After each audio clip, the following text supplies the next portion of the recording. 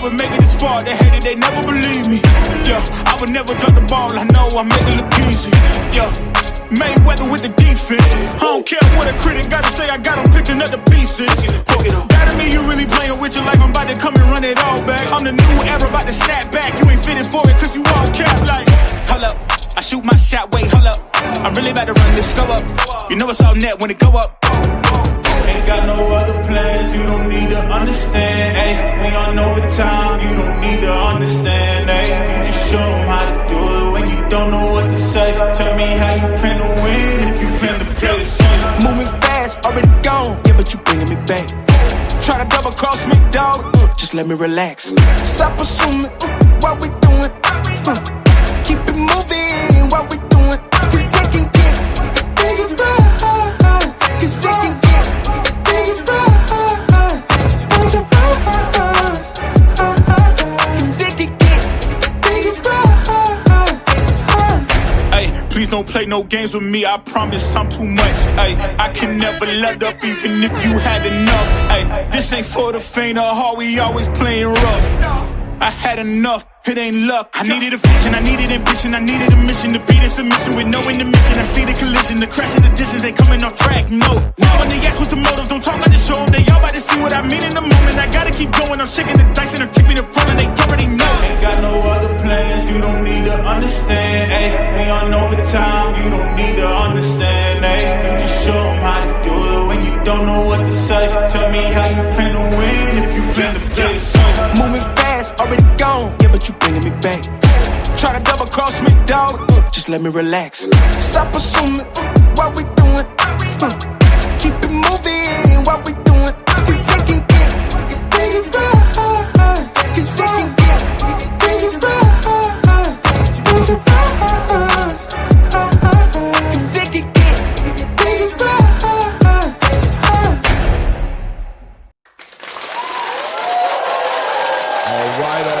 right. Salute ACP, works goody. Works really good. Salute to everybody in the building. Definitely salute to yourselves, man. Salute to yourselves, man. It's a pop-up. We definitely doing the pop-up, right? That's what we're doing. Had some time tonight. You know, the show will go on tomorrow. Of course, at 3:00, we'll be doing the show Tuesdays and Thursdays, 3 p.m. That's the normal time for the show. Doing the pop-up live tonight. Some great news, obviously. Well, I mean, people might not consider it great news, but, you know, I think it's great news. I was kind of looking forward to seeing what Terrence Crawford was going to do. Kind of figured towards the end, around this time of the year, there'd be some sort of an announcement to what to expect from him, maybe even early next year. But it is what it is, right? It is what it is. Let me see here. Salute. Two says I'm gonna shout out to everybody in the building in a minute for sure. But needless to say, Terrence Crawford announces his retirement yesterday, and man, what a great career. And we're gonna be talking about Terrence Bud Crawford today, right? We're gonna go over his career just a little bit. Let's talk about what he's done in the past, present, and what we can maybe expect to see from him in the future. I mean, we can even speak a little bit towards as to whether or not we really believe as to whether or not he's retiring completely or not. I mean, obviously, Terrence Crawford is somebody who's always kept himself healthy, lived a boxer's lifestyle, eaten correctly, carried himself correctly. So we know that I expect that there'd be more fights that he could do. But, you know, after having a career like he's had, if he's decided to go ahead and hang up the gloves for sure, indefinitely, then we'll respect that, of course. And also respect him making a return into the space. But what a career, and what a trail that's been blazed by Terrence Crawford, a legacy that's been left thus far. If this is truly what he's doing in retiring for good, then he's probably done as much or more than some of your favorite fighters has, right? And because of that, it's put himself in certain conversations, right, that a lot of fighters just aren't going to be in. They're going to retire and they're not going to be in these conversations. Terrence Crawford has done things that are going to translate and go past many a generation, right? 3 weight class undisputed champion, 5 weight class champion, 3-time lineal champion, right? And done great things, you know what I mean? Big, huge fights. And against all odds, one might say, right? Against all odds, right? Potentially being frozen out of the game. blackballed, across the street politics, all kind of ceilings and people putting, you know, limitations on what he could do, and just a person who lived in a defiant space. He always had that mentality from the jump, always a strong-minded, strong-willed person, and just never listened, right? Just didn't subscribe to the idea that people may have had about who he is and what he should be able to do, or his worth, right? And that's what we watch on a career like this, and that's biopic / movie worthy legacy right there. And you hope that some of your favorite fighters will do the same things. And that being said, has he influenced the future of boxing? Has he set a new standard? Has he set the bar and raised the bar up at this point in time with the type of career that he's had? And what are the younger fighters following behind him? Are they finding inspiration in Terrence Bud Crawford's career? Right. We'll talk about all of that. The panel's going to be open. I'm going to put the link out there early. I'm definitely more so interested. This is a pop-up live, so I don't have a whole show put together and things of that nature. I'm welcoming anybody who wants to come up and build on whatever have you. Obviously, we have other news in the space as well. Jake Paul and Anthony Joshua, 2 days away, right? A day and a half away at this point. They had their final press conference today. We saw Alicia Baumgardner on that stage. We saw my girl Caroline Dubois on that stage. We saw MMA legend Anderson Silva on that stage. We saw Tyron Woodley back on that stage. And it looks like that event is going to be kicking up on Friday, and it is what it is. One thing about the talk in boxing, it always when the fight has been penned out, we're going to find out, right? We are going to find out who's who in the conversation of Savant, right? Is Jake Paul is very convinced. He would have you believe that he's going to do something amazing. One of the biggest upsets, if he were to beat Anthony Joshua, would probably be the biggest upset in sports history, right? Obviously, we have the rumors circulating in the space about him, about things about being scripted and things of that nature. I'm gonna let you guys know right now, I really don't subscribe to that type of stuff like that without real evidence. I just don't do it. I mean, I just think it's a rabbit hole to jump into. I have no real evidence. I have nothing legitimate to back that up. I'm not going with that thinking. The way I'm going about it is Jake is trying to do something that most of us think is crazy. I'm obviously favoring Anthony Joshua hands down to get rid of Jake inside of 2 to 3 rounds, maybe even the first round. I wouldn't be shocked at all if it happened in the first round. I think Anthony Joshua is just too much experience, just too big, too much of a puncher, just too much of everything across the board, right? He's just too much of everything across the damn board. So I don't expect Jake Paul to do much more than look like he has heart when he gets in the ring in front of Anthony Joshua. But that being said as well, we've got Caroline Dubois and Alicia Baumgardner on the same card, which I think is great. It's amazing. I would love to see both of them facing off with each other, though, at some point in the near future. We'd love to see them fight each other. I believe those two ladies right there are definitely the future of women's boxing. When you think about Katie Taylor and Amanda Serrano, when you think about Clarissa Shields and potentially, well, what Clarissa Shields is about to do a big rematch with Franchon Cruz Discern, but still, you know what I mean? Just the future of boxing, young, talented, a generation built from a generation of female boxing that has just been developed to that point. And that's what you see with those kind of girls. When you look at Carolyn, when you look at Alicia Baumgardner, you're looking at evolution. You're looking at women's boxing starting from, you know, as far back as you can remember, where there was a Christy Martin and the Layla Ali's, and you're looking at this version of bred from young boxing since 8, 9 years old, you know what I mean, coming from that pedigree, that cloth of boxing, and you're watching women's boxing develop right in front of us and become more competitive. And I think the fan base is growing because of that, and that's one thing that you always have to give Jake Paul credit for, is what he's done for that, right? Salute to my guy on the panel right quick here. I got Shelton Moore on the panel. Shelton, what's good, man? You flicking through the lights. It's going red, it's going blue, it's going green. Oh man, I watched the football game, bro. Just listening to you pontificate, you know, that's what you do. That's what I'm trying to do. Trying to put some perspective on it. Yeah, man, let's give a shout out to Boogeyman Bud. He did it the right way. You know what I'm saying? He did his way. Right. He beat everybody they put in front of him. What else can you ask from a professional fight fighter? What else can you ask from a professional prospect? He beat everybody they put in front of him. And chased down. What else is there? When he beat everybody he put in front of him, then he chased down the biggest dog in the yard and put a exclamation point at the end of his career, right? He chased down the big dog. I'm happy because if you really want to be honest, bro, what else was there left for him to do? There's nothing left. Right. 100%. 100%. There's nothing left for him to do. And also, and we can talk about so many different things when it comes to Bud Crawford, because Bud Crawford has transcended boxing to a certain degree, right? Everything is about boxing because that's who he is, but he's been such a revolutionary in the sport. I think history will speak of him that way as far as what he's done in the sport. I think this move he just did recently with the WBC and Mauricio Suleiman, and, I think he really just, he spoke his mind at all times. And one thing about Terrence Bud Crawford, and that's I always use it, and I say, Ryan Coogler, if you're out there, you got to put the movie together. It's got to be called Defiant. This man is a defiant guy, right? Like he doesn't subscribe to the standard idea of what things are supposed to be. He's a guy who shows me that he's standing on what's right? What he believes is right, at least. And he's not going to let nobody, pacify him. What do you think about his stance against the WBC and what he's done at this point?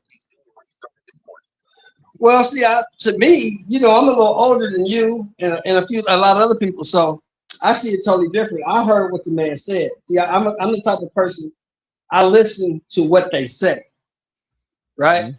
He said that these fees, as we all know, are negotiable. So I negotiated with the other 3 main sanctioning bodies. Offered them an amount, they accepted. I offered you the same amount. You wanted more. Why do you get more than they get? I can't be undisputed without you. I can't be undisputed without them.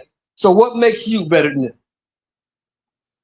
Yeah. And Mauricio, to this day, still hasn't given us an answer. What makes the WBC better than the IBF, the WBO, or the WBA? When the WBA has been around the longest. Yeah. Yeah, I agree with you, right? Like, what makes you stand out? But I think at the end of the day, for me, the biggest story is, does it even make sense? Even the fighters, does it make sense that that these fees supersede my ability to be a champion? How do I prove I'm the best fighter in the world? Clearly, if the WBC, if all these sanctioning bodies are privileged, right? If it's not necessary, you would think in any sport there's a standard system to show who the best fighter is, and in a traditional sense, the champion has always been the best fighter.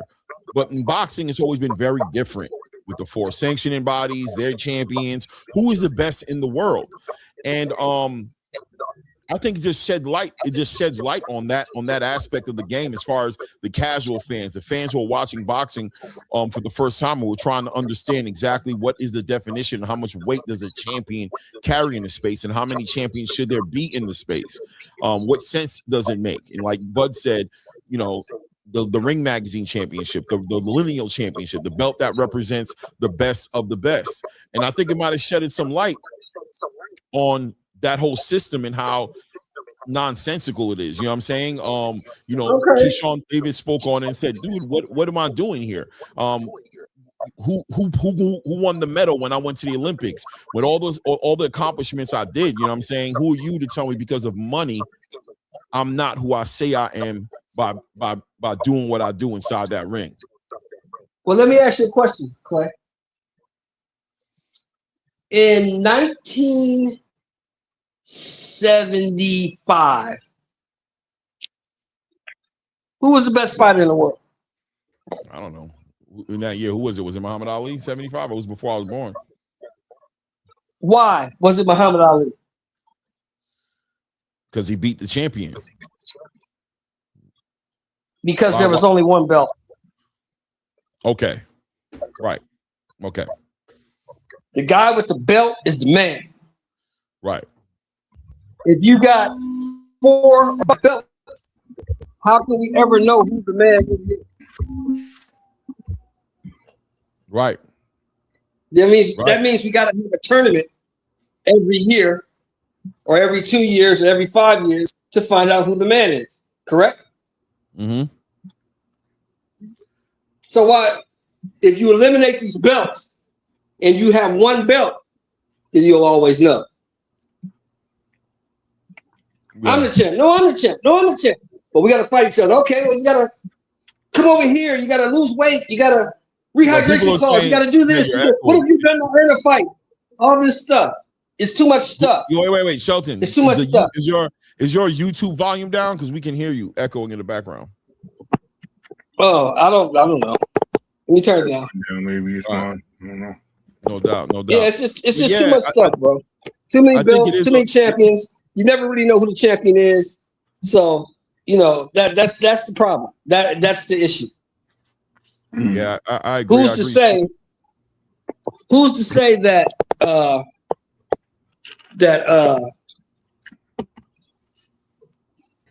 Benavidez is better than Bivol, is better than Beterbiev? We don't fucking know. We don't know.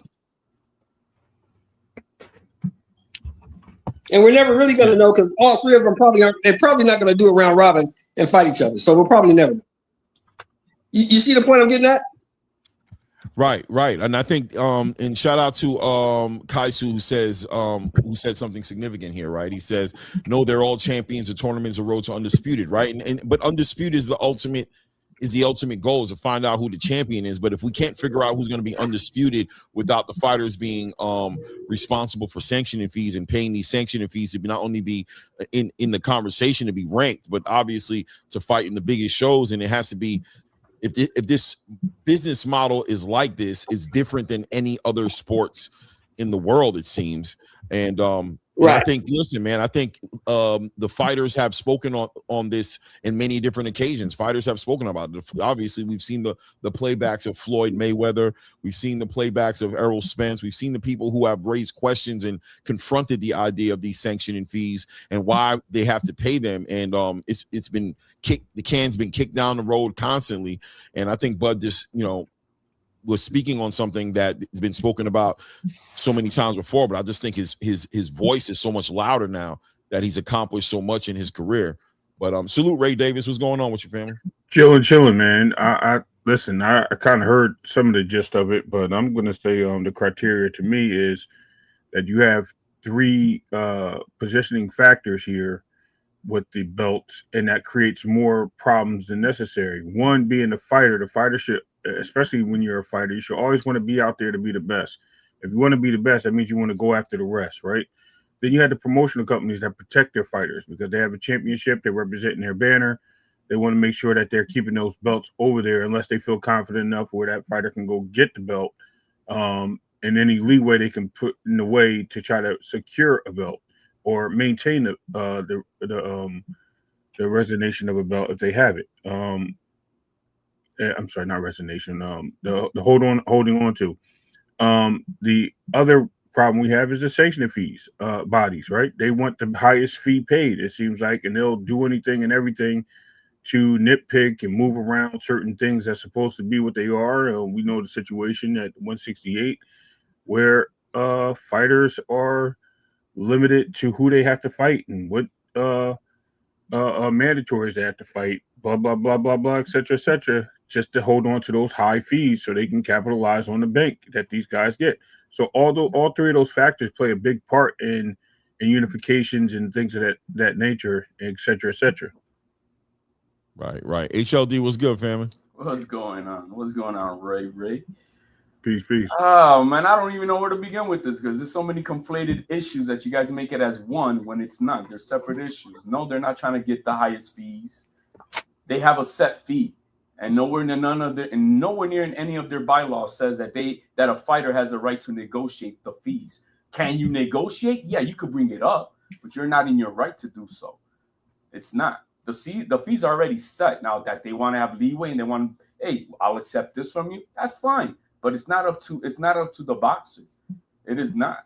Now, the only people that we're hearing crying about the fees are the less than 0.25% of the highest paid fighters, because there's no one below all of them that's crying about it. You got a beltless Keyshawn. Yeah, well, He's backing up Bud. He's one of his puppies. But nobody, you go to any, I just saw Robert Garcia. He said, look, man, ask any of these guys here, man. They want to be a champion, and they have no problems with the fees. Why? Because they're making $50,000, and you say you're going to get a belt. Now you're going to make $250,000. So yeah, is the 3% worth it? Yes, absolutely. You see, y'all saw Abel Sanchez. I don't know if you guys did or not, but I'm saying I saw a lot of the coach and a lot of the gyms. And hey, I just saw Shoe Carrington on Mills. He's like, bro, man, hey man, it's part of the game.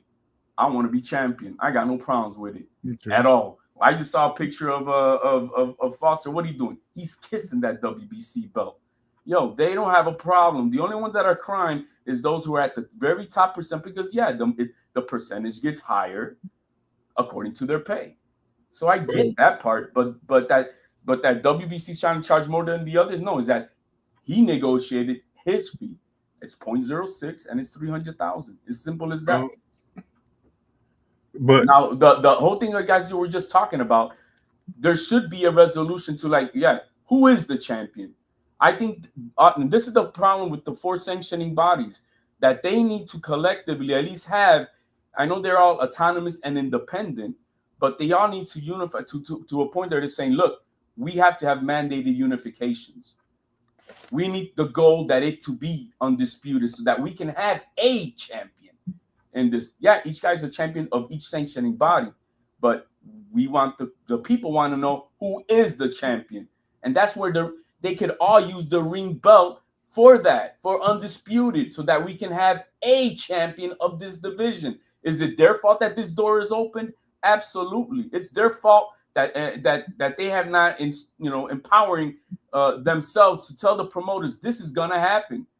We're ordering a mandatory. We don't care what you say, promoter. This is happening. You don't want to unify? Guess what? We're stripping you. Simple as that. It's simple as that. That's the fix to it. But they, they're all autonomous, so they don't want to really work with each other. All they do, the only thing that they have all in common of the 4 sanctioning bodies is that they recognize each other. That's it. That is it. But nothing else. There's no power. There's no authority. They don't do nothing. So what's going on right now is their fault. And no one else's. No one else's. Now, I told you last week. I told you last week or the week when Bud, he's going to drop off the. I told you, him dropping this belt, him not wanting to pay, whatever how you call it, it will become irrelevant by next year. And guess what? It's become irrelevant today because now Bud is not in the game and his power of authority and his voice is going to get quieted down.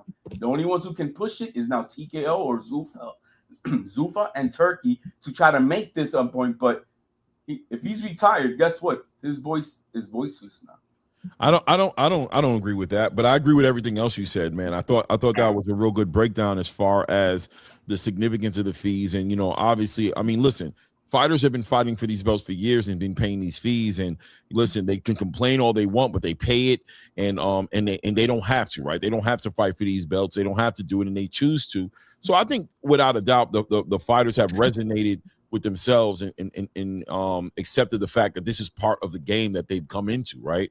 This is part of what they signed up for, because it's not necessarily that they're okay with the sanctioning fees as much as it is, hey, bro, that's what it's got to be for me to become a champion, to get these belts. Then that's what it is. That's the rules that you guys have made. If I'm going to play this game, I'm going to play it. I don't make the rules. I'm here to follow the rules. But the question comes up as far as opportunities and options and the things that are changing in comparison to years past till now, is the introduction, and I would argue at least to say, is the introduction of a Zuffa, is the introduction of a whole entire amendment done to the Ali Act, is another option and another structure in the business model that fighters can now choose from as to which direction they're going to go into.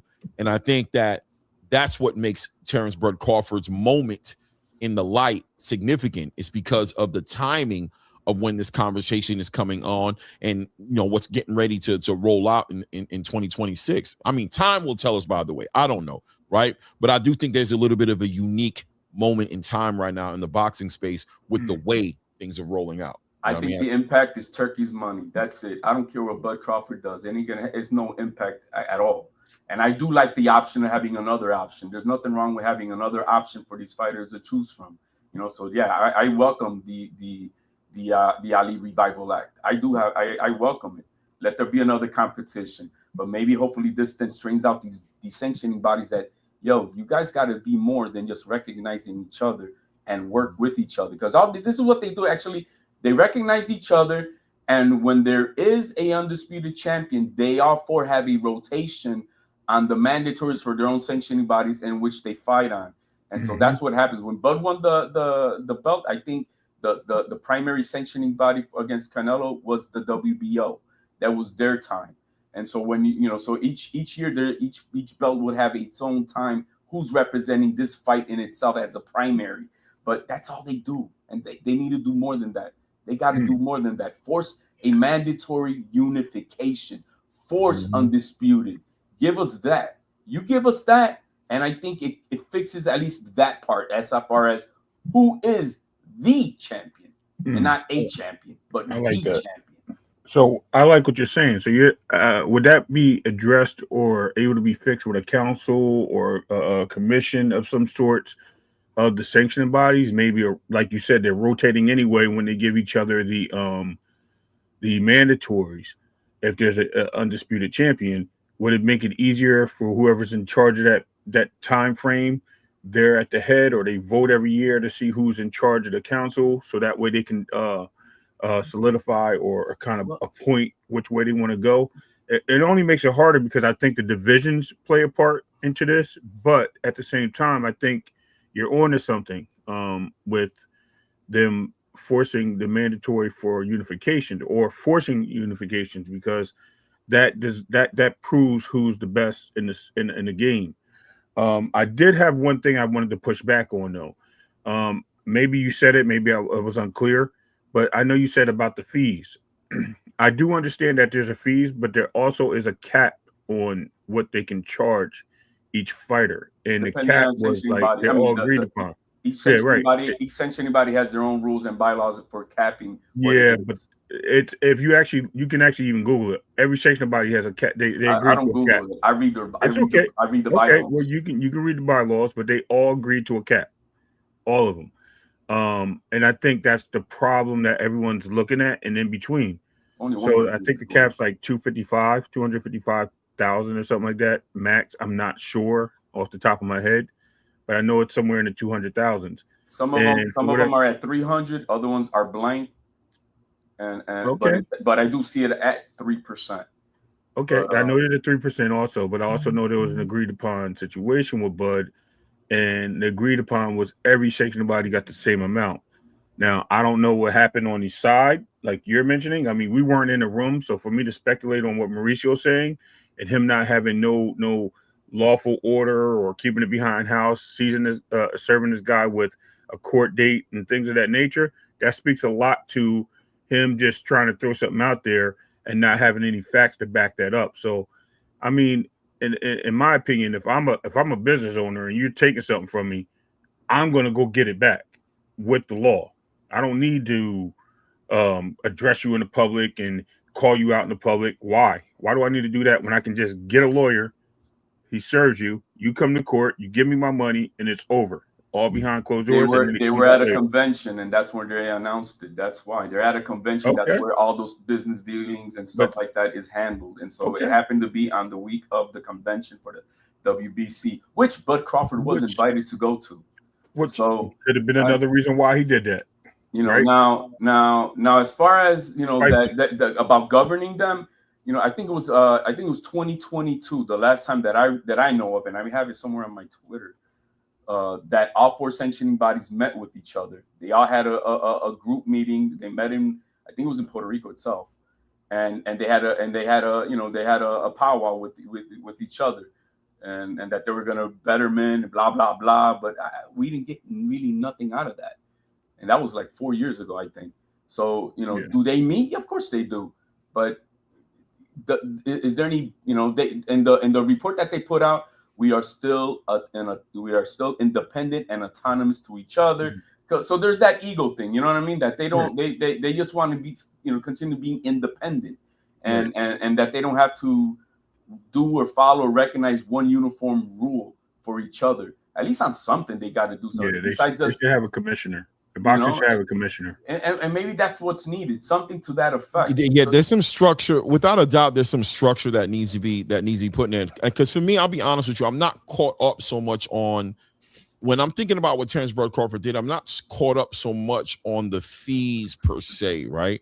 I think that the fee conversation came up because what Mauricio Suleiman said, so Bud addressed it. But I think more so is just the picking and choosing and the lack of consistency in between the sanctioning bodies, and how difficult and how much of an obstacle they play, and how they're not playing ball when it comes to helping make a clear road to undisputed, to having champions. Yeah, the fact that fighters have to deal with so many politics and backhand, handshakes and things that are happening, and favoritism, things of that nature. So there's just so much inconsistency that I think that moment with Bud is significant, because it's going to speak to the idea of, damn, what is it that you guys are supposed to do, and are you actually doing what you're supposed to do in real time? Right. What is it like?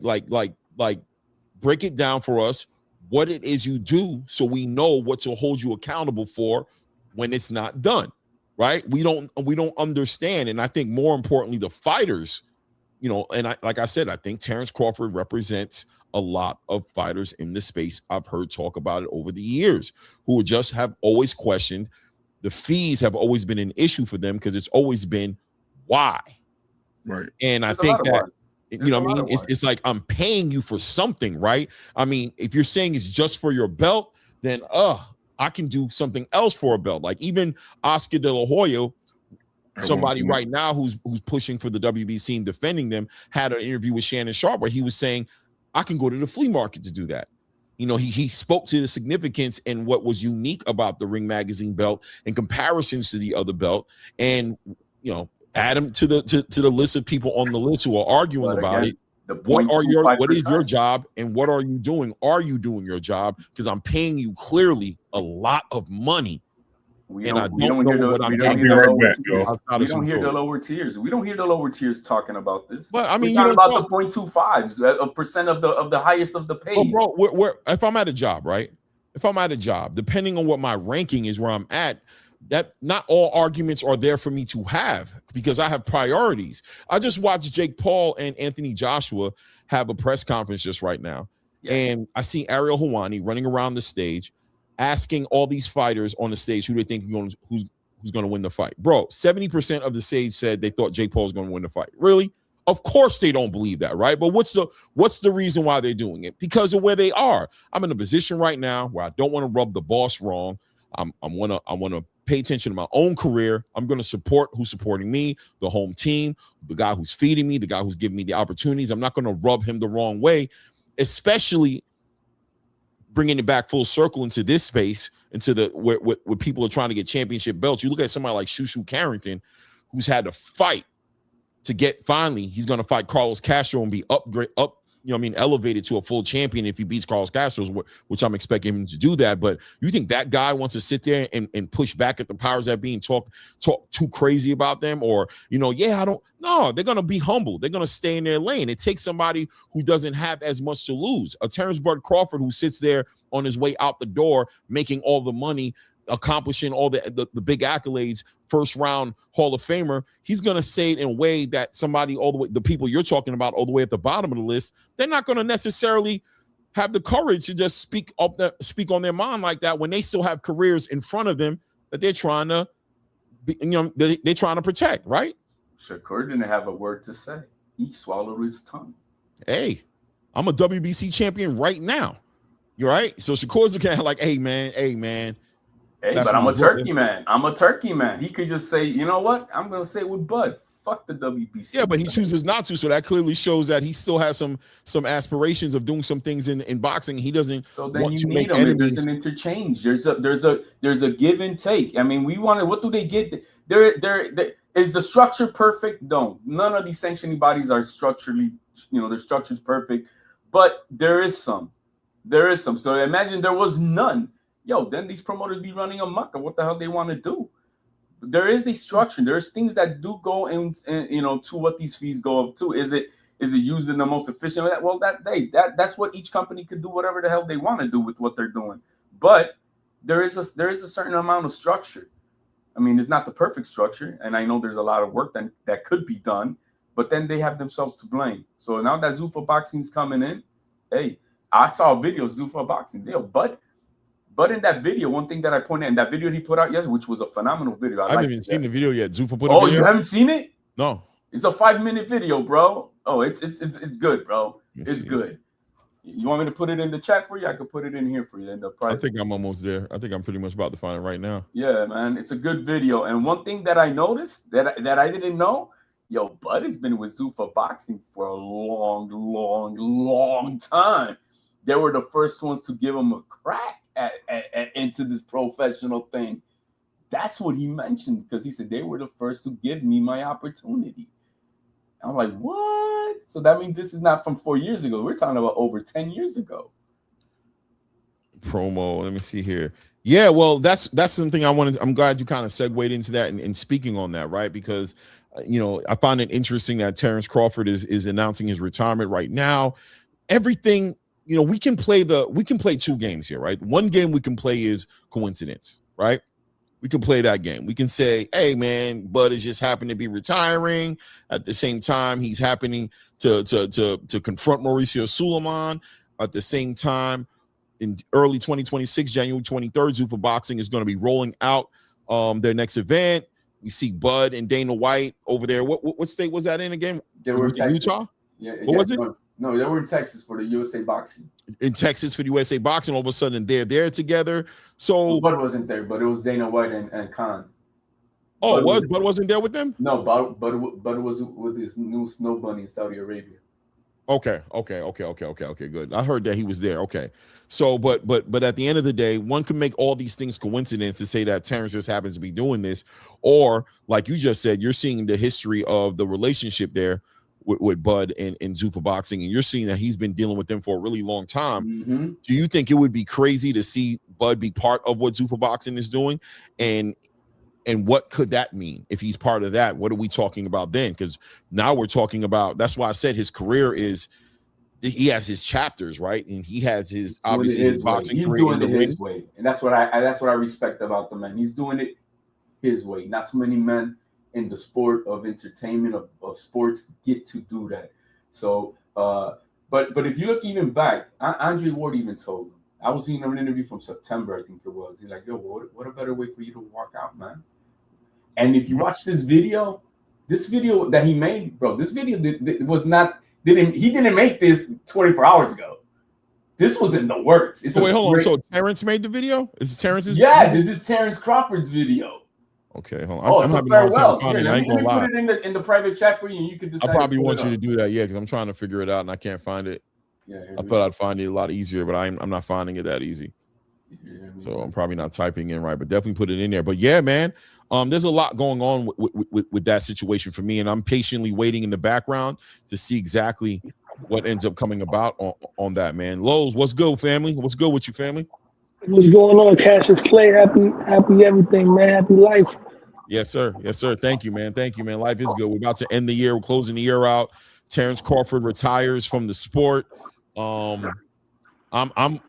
I'm excited about that. I wanted him to do that, to be honest with you. I wanted him to retire. The only fight that I wanted him to entertain was Canelo. As far as just off the strength of respecting Canelo for giving him that opportunity.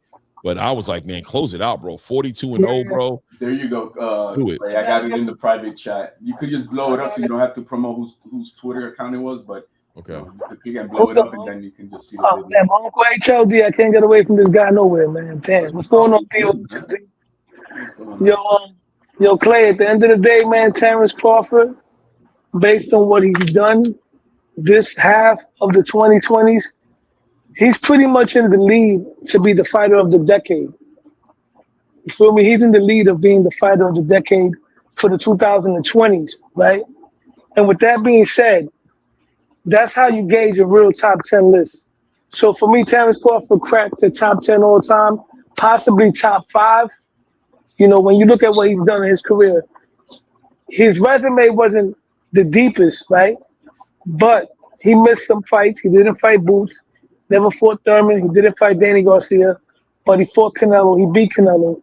It's pretty much safe to assume that Canelo would have sparked all those guys that I mentioned, right? So Right.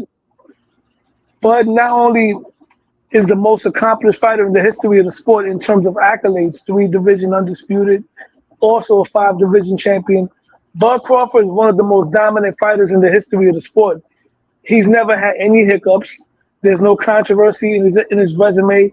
The one fight that was a little bit competitive, people cried and called it a robbery because that happens when you have detractors. Every fighter has them. The Madrimov fight wasn't a robbery. He destroyed everybody he fought. Now, I had a discussion with someone else. He was against Bud, telling me that Bud didn't leave a mark in history in terms of like Muhammad Ali did, right? That he wasn't captivating, that he wasn't the face of boxing. Roy Jones was never the face of boxing in the 90s. Oscar De La Hoya was. But inside the ring, Roy Jones won the Fighter of the Decade award. You know what I'm saying? He won that award. So you don't got to be the face of boxing to be the best fighter in your era. Boxing guys. Low, you muted yourself, Low. Yeah, because the customer just walked in where I'm at. I didn't want to talk and get that conversation into the thing. But yeah, like I said, so with that being said, Bud Crawford wasn't the face. He wasn't a Canelo. He wasn't a Gervonta Davis. But he was the most accomplished and the most dominant fighter of this decade, of this era. And he's one of the most dominant fighters of all time. And to do this into his pushing 40 years old, you know, it's not like he moved up and just beat a regular guy for a belt. He beat arguably the greatest super middleweight of all time, Canelo Alvarez. Arguably the greatest Mexican fighter of all time, and Canelo Alvarez. Pound for pound fighter, right? A pound for pound. A lot of guys move up and they beat belt holders, but he beat a great fighter, a legend himself. So because of that, that makes up for the lack of depth in his resume. So Terrence Bud Crawford has officially cracked the top 5, top 6 all-time greatness on my list. Your list. There you go. Now I can appreciate that. Yeah. You know what I mean? And I think that, I mean, obviously the conversation can always be about that, right? It's always going to be personal taste and you know, everybody has their own criteria, because I'm in agreement with Lowe's. I definitely think he's top 10 of all time, and definitely the best fighter of this era. This is his era, you know what I mean? And maybe top 5. You might be right. Maybe top 5. I'd have to really dive a little deeper into it before I just stood on that. But I see where you're going with it, without a doubt. Shout out to Trini BX in the building. Trini, what's good with you, family? Salute. Respect panel. Celebration day, man. Celebrating the trendsetter. Go against all odds. They try to keep this guy out, man. They knew they wasn't gonna get no headlines off of him, and that's what sell these days, man. He ain't wearing no purse. He can't. You know what I mean? He can't wear that designer shit. You know where he from. He not misleading the youth out there. He not gonna do that. They're hungry out there, man. He gonna show them, man. Throw that Nike shit on, man. It's all about that swag. He did it his way, man. All them fucking people can't count his sanctioning fee money. Y'all wasn't banking on him making that money, man. Till the big fan, Turk came through. His second biggest fan. Because his first biggest fan is motherfucking Canelo. And we all seen it there. You know what I'm saying? So I championed that. I followed this guy since he had the cornrows, fighting outside with nobody. I seen something in it. And just like me in my world, in my little life, that don't compare to his, I did it my way. My young kings could look up at me and say, Dad did it his way. Just like his could, you know what I'm saying? Everybody want to talk about the snow bunny he got in the side. He earned the snow bunny. Let him enjoy his life in his fishing boat. Chilling. The dogs eat more than most of y'all motherfuckers do. Let that man live, man. He should have been champion for us, man. Not making us look bad in the culture. Being the one, the real one. I call him Black Bruce Lee in my household. The greatest fight I ever seen in the big screen was Bruce Lee, until my man got on Netflix. And that's just what it is, man. The real gonna recognize it, man. And that's what's wrong with America. And that's why the fucking China gonna take over the next 20 years, man. The motherfuckers is full of self-hate here, man. He supposed to be championed by us, especially us, because they ain't gonna put him in the media. He ain't misleading the youth, so he never gonna hit that. Just like, man, and the sanction fees, we all know get negotiated. No, y'all, they wasn't pitching Terrence Crawford to make no 50 million. Take that light bread and be happy, man. Y'all counted his pockets and over his seat, which y'all was gonna get, what y'all thought we all was gonna get. So take that, man. Like, I don't understand it, man. Motherfuckers trying to hate on somebody should be really champion, man. He beat the game. This shit for us, this the poor man sport, and they want us broken when we leave. It's not no fucking Rushmore, but no, carve a different lane, man. He dealt with the mentality shit that's going on with the social media. He ate that. He don't give a fuck what y'all say, what y'all think. So put it a little higher. It's motherfucking Mount Crawford, like I said after the fucking Canelo fight, and we gonna see who gonna be next to him. We ain't knocking nobody off Mount Rushmore. He exceeded them, man. He on another level. It's a different world right now we're living in. It's 20 more years of this fucking business called America that's gonna last, man. I'm hoping it's 50 so my young kings live their life. You know what I'm saying? But it is what it is, man. Wake up and see what's going on. This man should be champion, man. Respect, salute to the panel. I'm gonna stay on for anybody want to kick some shit. No, hey man, I wanna speak to that, man. That was great.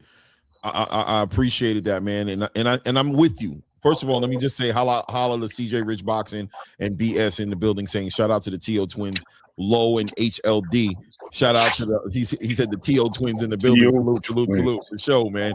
But man, I love what you said, because I think at the end of the day, Terrence Bud Crawford is a fighter who it blows me away at how he's not celebrated more. How people still, you know, how people want you to celebrate their fighters who have not accomplished anything close to what he's done yet, but I'm sure they're on their way to do it, right? They're all on the road of trying to accomplish it. But when and if their fighters accomplish these lifetime goals, they're going to want us to celebrate them, right?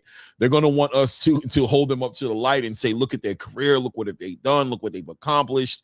But at the same time, you know, different strokes for different folks. I just never seen or seem to understand what it was about Terrence Crawford that rubbed any boxing fan, right? I'm not speaking about other fighters or promoters or people who may felt whoever had vested interest in him moving a certain way and he didn't move that way, fine. But as far as boxing fans are concerned, where did all the vitriol animosity come from?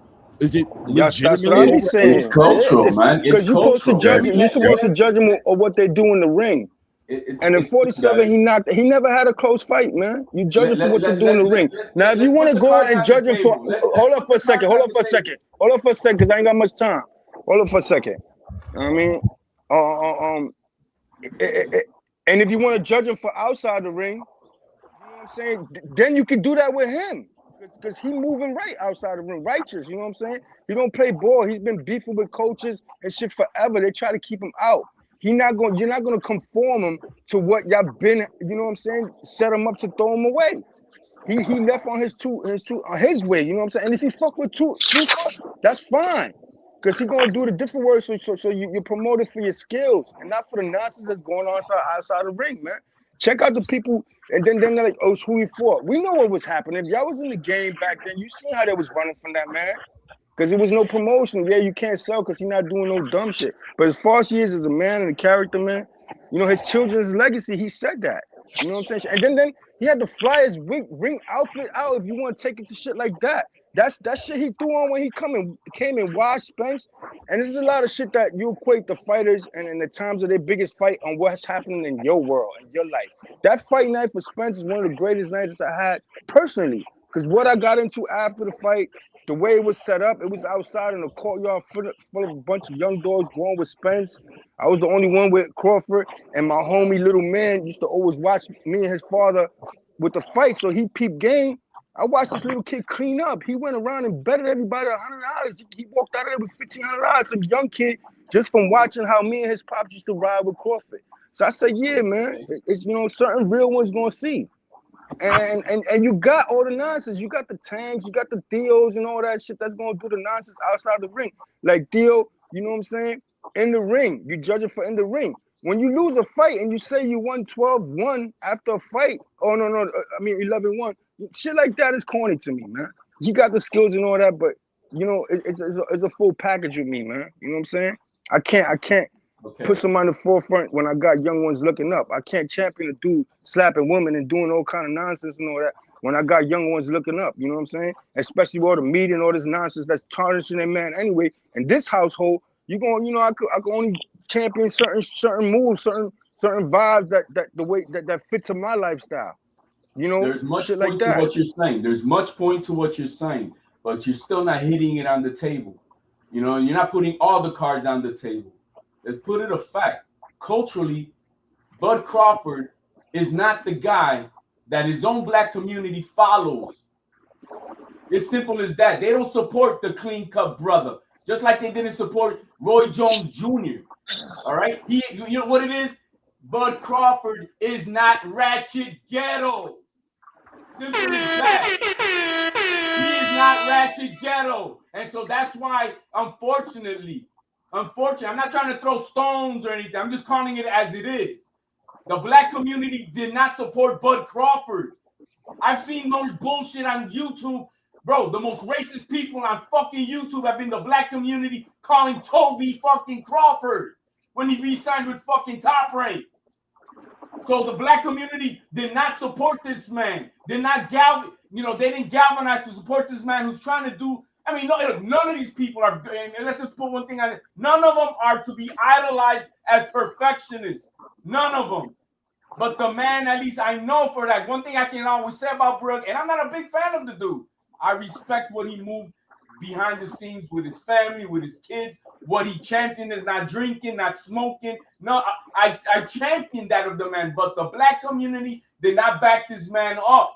You see, there's a difference between when we see other cultures, the Mexicans, they will champion their fighters. They will pick them up. And guess what? They will support them with their dollars. They'll pull out the dollars to go see that motherfucker. How the fuck is Canelo getting 10, 12,000 people on our fucking weigh-ins?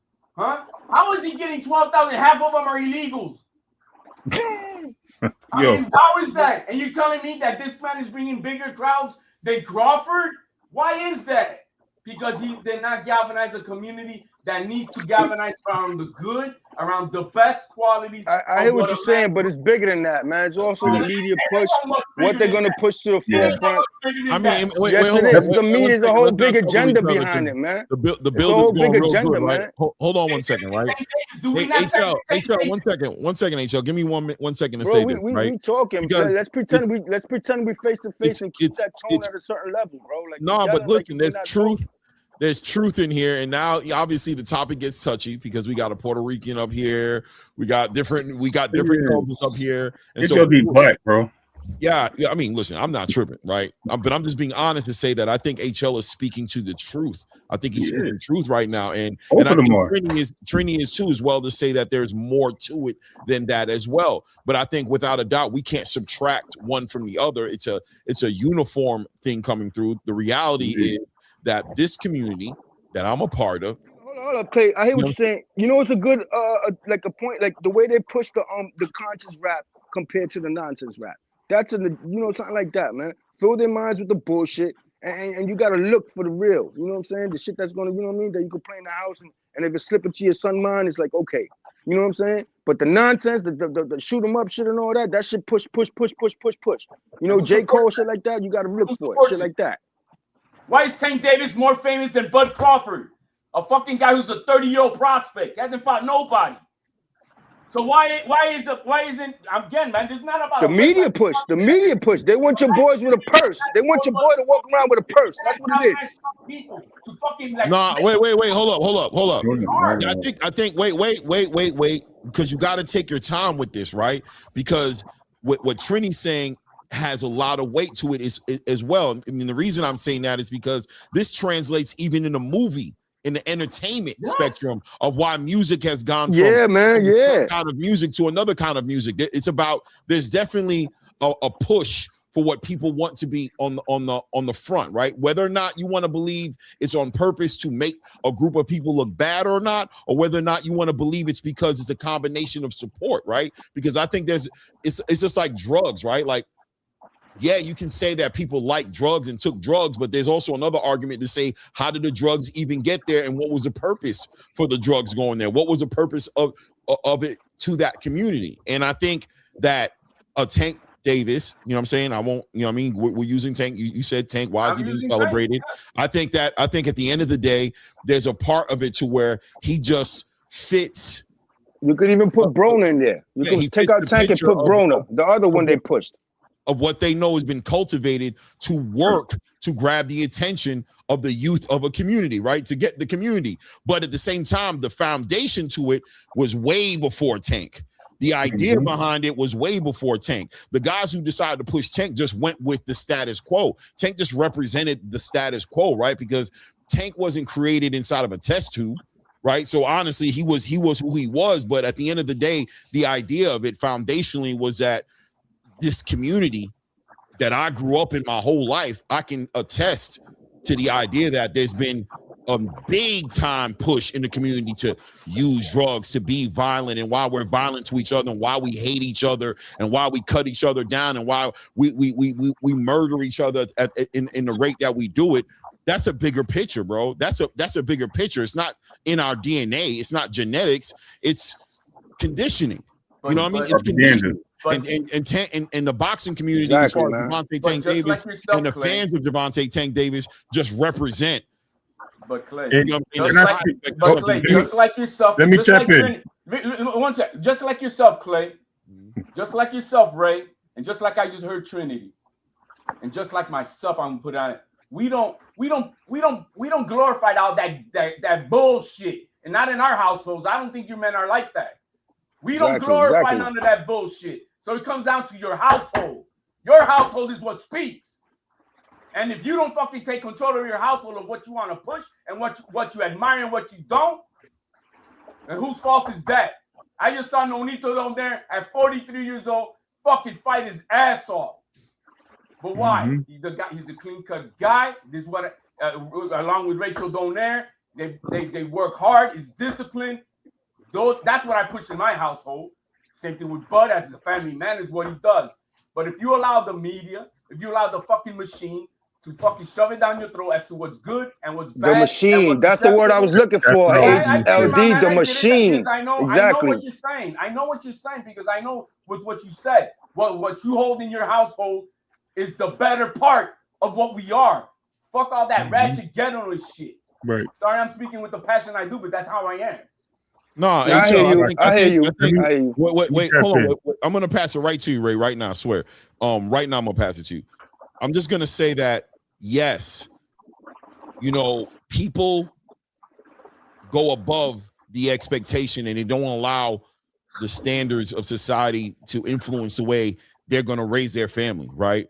But there's always this. We're talking about massive amount of people, right? We're talking about the lion's share of people and what's marketed to them. You know what I mean? Just on a simple level, and I'll pass it to Ray, just the idea of for example, the diabolical mind state of the creation of a white Jesus, right? And the significance and the impact of that on a massive amount of people who have been forced to worship him, right? And knowing that when you read in the Bible that this man was not white, you'd have to ask yourself, what was the significance of changing him that way, and how effective was it at keeping, what was the idea behind it, how effective was that in keeping and conditioning the mindset of the people to feel lower than another race of people? I'll pass it to Ray Davis. Listen, man, that was an excellent freaking jab right there. I don't even know if I can even touch on that, Clay. Hell yeah, man. That was everything awesome, up Clay. right there. But listen, you guys are all hitting major points. I literally want to dive in. I don't want to really accuse anybody, but I want to tell you how this moved. And I'm going to tell you how, when you guys talked about the machine, right? So the machine was Floyd Mayweather Jr. Not trying to be funny. I'm going to keep it there. And he had a huge following in the space, right? Even though he was making money, that's what it was in the time, right? Because we all live in our own times, our own eras. Our era is about getting that money, right? Getting that paper, hustling, do whatever we got to do. That was our era. Floyd was in that era. He got the money. He showed them. Floyd was also one of the contributors to getting an AB from the hood and having them wild out and do things like that and allowing it to happen. getting to Tank Davis and knowing where he came from and talking about his hard time in the streets and how he came about and how thugged out he was.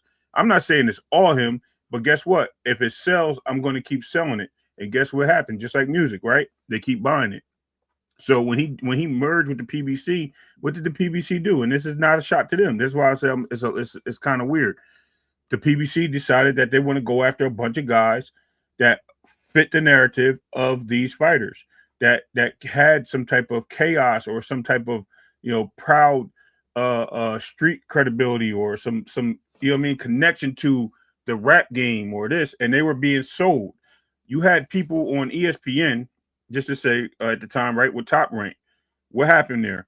They weren't selling those fighters. They weren't telling you that, oh, listen, this guy came through this, and this, and he's this type of, relevant to this, and blah, blah, blah, and there's violent attacks and stuff like that. They never talked about it. You know when ESPN talked about fighters? They talked about PBC fighters and the things they did. Think about that and all the negative. And they were building that. As you guys said, it's all machine. It was building those fighters. But yet they never talked about their fighters doing anything crazy. And as you've seen, their fighters were clean cut, most of them, and came up through the game properly. Who's right now the best fighters in the game, if you really want to likely say it. But then it's looked upon funny. And I wanted to point out something else with Floyd Mayweather. When you had certain fighters turn him down from training or being a part of his promotional company, those guys turned out to be more successful than their counterparts, even though people don't like to hear that. And there's a reason why, and a lot behind it. You heard Bill Haney say the other day when Floyd Schofield Sr. was talking about getting shot, and Bill had never been shot. Bill said, man, I don't glorify that. Yeah, I've been shot. But why would I go around telling people that? That's not a good thing, right? So we're hearing him, even Floyd Schofield, a 40-plus, 50-plus-year-old man, talk to the public, talking about how tough he is because he got shot. How like that's where we're going with this, right? So all this stems from the violence. All this stems from how you connect to the hood and the streets. And he's even trying to do it. For what purpose? And Bill's like, man, I'm not trying to do none of that. This guy's a fool. I'm getting my education. I'm going to Columbia, bro. I don't know if you know, but I'm telling you. So we have to focus on what's important. And I'm not really trying to throw those two out there just to be, sad. It's just the latest revolving door around this conversation, and just happened. So yes, we do have to pay attention to what our kids and what the boxing community is following, because it is drastic, man. At the end of the day, you treat them to your mind is your own. That's what you teach your kids. You know what I mean? You know what I mean? What you decide. Like, let's go back to a minute when you were saying we was in the get money era. I was in that era for a minute too. I lost my dad at 18. When you in the hood, it got to be some kind of borderline between the outside and your household. And I made the sacrifice, and that was me. My younger brother grew up in the same household as me, man. And you hear us both talk, you swear he grew up in the suburbs. That was the sacrifice I made. And when I was in the game, you had Funk Flex preaching. Yo, if you pulling up in a 92 Accord, park that shit 10 blocks down. Don't pull that shit up in front of the club and all that. That was me in that Accord, laying low with the stack, the sneaker boxes full with bread dough. You know what I'm saying? With the white t-shirt on the low with it. While my other homies was buying into that bullshit, jumping out with the Lexus, jumping out with this. When the feds came out, popped up on everybody chilling in the same club, I'm in Montreal chilling with some bad French bitches. You know what I mean? It's how you move. It's how your mind was developed. I had the luxury of having a father in my life that beat that fucking righteousness into me. You know what I mean? That's why I fear no man. The only man I ever feared was my dad. The nigga been dead 30 years. I'm still scared of him. It's how you bring up yours, man. You gotta overpower all that shit, man. Yeah, it's definitely it's a responsible. It's about accountability. You know what I mean? It's everybody's responsibility to raise their home, and that's where the job always starts, right? The job starts in your home. That's where it's at. It's one house at a time. It's like Michael Jackson said, it's about the man in the mirror. You know, you can't heal the whole world, man. You gotta handle the assignment God gave you. And what God gave you was each one of those children you pushed out, that family that you build, the wife, the roof that you provide over the head of the people you love. That's where the work starts, and then legacy kicks in when your sons and your daughters move on and they continue to make you proud, make your name something special, and continue the legacy of doing that. But yeah, we need the Clays. We need the Clays of the world. The Clays to develop your little army, and you the one that's in the forefront against the machine. But There's thanks a no lot, we gentlemen. in this I love life, man. the advice y'all gave. I love hearing to y'all. I'm gonna keep tuning in. Let me get on the workhorse and get it popping. Yo, salute, Clay, man. Great topic, great conversation. HLD, man. I enjoy your passion. I like listening to you. I hear you a lot on Marco. Respect, salute. Ray Davis, you already know, man. You one of the ones, You got man. it, Trini. Salute, Absolutely, respect. brother. Y'all stay up, man. No doubt, Trini. Appreciate you, family. There's no we in this life, man. You got to be responsible for your fucking household. Simple as that. Simple as that. You're responsible for your house. There's no we. We don't pay your bills. We don't take care of your kids. We don't. No, there's no such. It's what you do. So yeah, the man in the mirror, you know. And back to bringing it to Bud Crawford. It's unfortunate, guys. If Bud Crawford would have been Mexican, if Bud Crawford would have been Puerto Rican, there's only 3.2 million of us on the island, bro. That is a great point by the way, what you're about to speak on. And I want you to continue on it. But if he was not black, right? If he was not, holy and he was shit. Mexican. if he's other than American, he could be a black Mexican. He could be a black Puerto Rican. Not just American. Nah, if he was a Puerto Rican American, bro. I'm saying if he was from the islands, Jamaica, anyway, he would have had a following. He would have had a bigger following.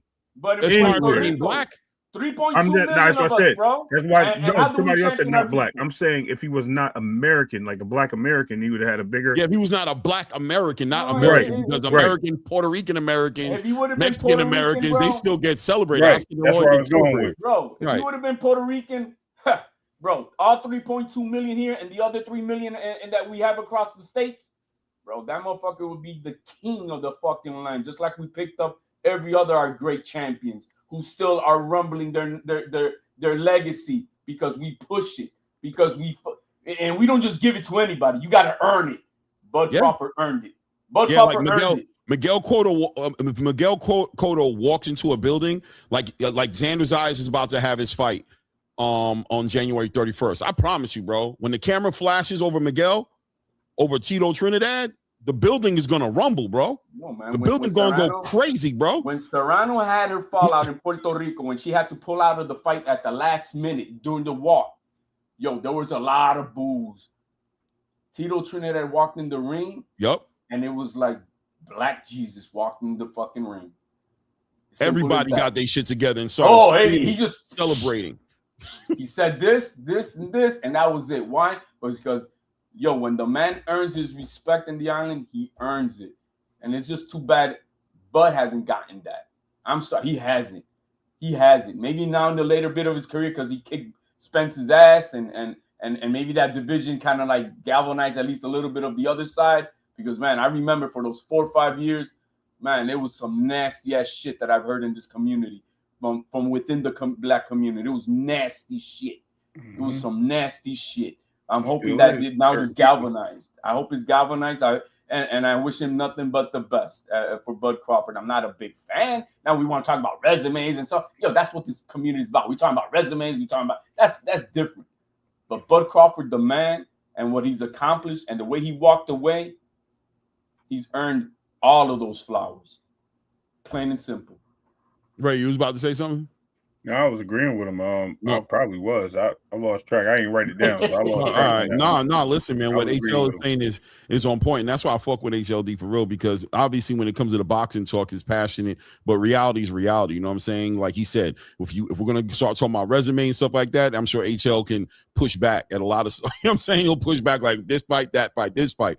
But at the end of the day, to see a man end his journey the way Terrence did, a lot of fighters aim to do that. I think most fighters aim to do that, but not all of them accomplish it. 42-0, 3 weight class undisputed. I mean, I can go down the list, obviously. Bud can feel accomplished, and can't nobody tell him nothing, right? Can't nobody come up to him and be like, yeah, bro, you wasn't all that. Yeah, okay, whatever, bro. You know what I'm saying? Like and it's unfortunate that Bud would have to go outside of his community to find himself, right? To be recognized. He'd have to be recognized by a Saudi Arabian, a representation of a government, a Saudi Arabian government, or even an Alexander Usyk or a Dmitry Bivol. And you know what I'm saying? That's who would have to recognize him on the biggest stage for him to be where he's at. And I think that has a lot to do with where he's at right now, as far as whether or not he may be or may not be working with Zuffa Boxing. But I got a question. I want to move the conversation forward and move it along, man. Just one little topic I just want to say. You know where you're going, but before you do that, the one little thing, right? I say we all are in charge of our household. So Bud did not worry about the whole world. Guess what community he galvanized? Nebraska. Right. Well, that's where I was going. I was going to say that. That's he took care of his house. And Right. when you see those parades, yo, it's everybody in there. Everybody. But here's white, the crazy black, part. Mexican, whatever the fuck is in Nebraska. Yeah. They all that's what he took care of his house. That's exactly where I was going. When it comes to his community, that's what he took care of. And guess what? His legacy in Nebraska will live on, regardless of how anybody feels about it. Regardless, I agree. That's why I kind of wanted to go in that direction a little bit. Was on impact, but I think Ray was going to speak on it. Yeah, and I was going to say, if you notice, even with the hate from him, even beating Canelo, what happened after that? You had a police officer right after the next day after the parade pull him over and arrest him for a firearm, probably knowing who he was, but he probably lost money in that situation. Not trying to be funny because it's diabolical. His plates come back to him, and you should know who this guy is because he's the most famous guy in your state. You heard that, right? Probably the most famous boxer, especially on the back end of that parade he had. That's that morning, right? Crazy, right? Exactly. And where the mayor even got involved, they had to apologize for this. Yeah, like that's crazy. That's crazy, right? So it just shows you the situation, how it unfolds in the community and in the country. Shout out to. And thank God they didn't make him more famous than what he was. You know what I mean? Unfortunately, because situation can go bad. But thank God that never happened. But let's move forward with Bud. Is basically he surprised me. Clay, you know how I was about Bud. I don't want to cut you off, but let me just so I can take it off the screen. Sure. Salute to Trini BX with the $2. Says he walked away with his mind right. Salute, 100% family. Thank you for the support. Thank you for the love. And what he's doing for that, I was gonna say, not to take anything away from him, but what he's doing with that community, I wouldn't be surprised if he's training or getting involved behind the scenes.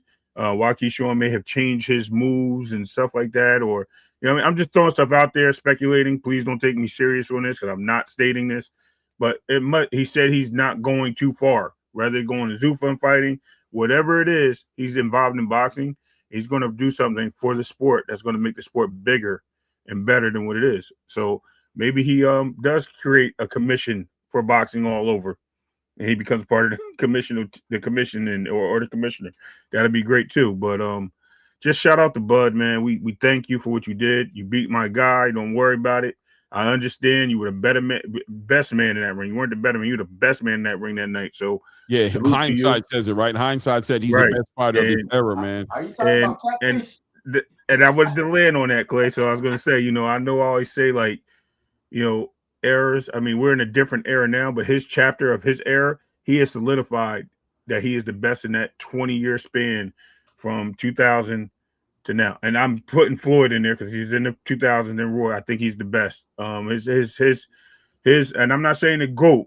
Listen to me carefully. I didn't say he's the best of all time. No, I'm saying listen, man, it don't in that time frame.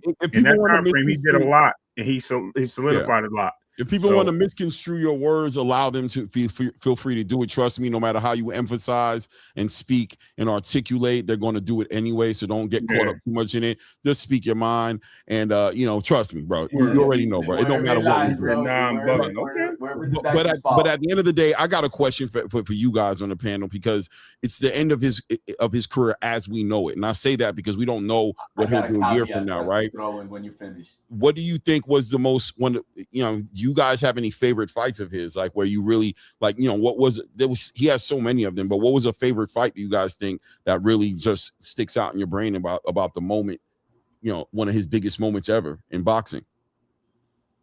I got one. I'm gonna tell you right now, but go ahead. To me, it was when he faced adversity, like when he got hurt by Mean Machine. Dropped, I don't care what anybody says, he got dropped. Or when Gamboa hurt him and he still stuck to his guns and pulled it out. Or when he was, to me, in the down on the cards versus Porter and decided to turn on. Those three segmental moments is what, to me, I liked about the man. There was no quit in the motherfucker. There was no quit. And I appreciate that. Resilience, tenacity, I love that. I love that in any other fighters. You know what I mean? That's why Virgil Ortiz, even though I don't think he's a great boxer, but the motherfucker's got tenacity. Yeah, he does. He really does. You know what I mean? So I loved it. To me, yeah. I love that. But one thing about what I did say, he's voiceless now that he's not in boxing because he now dropped that belt. And I'm telling you that. But is there one thing that they can do? What about if they do? Is they still do a rematch with Canelo with no belts on Zuffa boxing? I love that you said that. Trust me, that was getting ready to come up. You just brought it up early.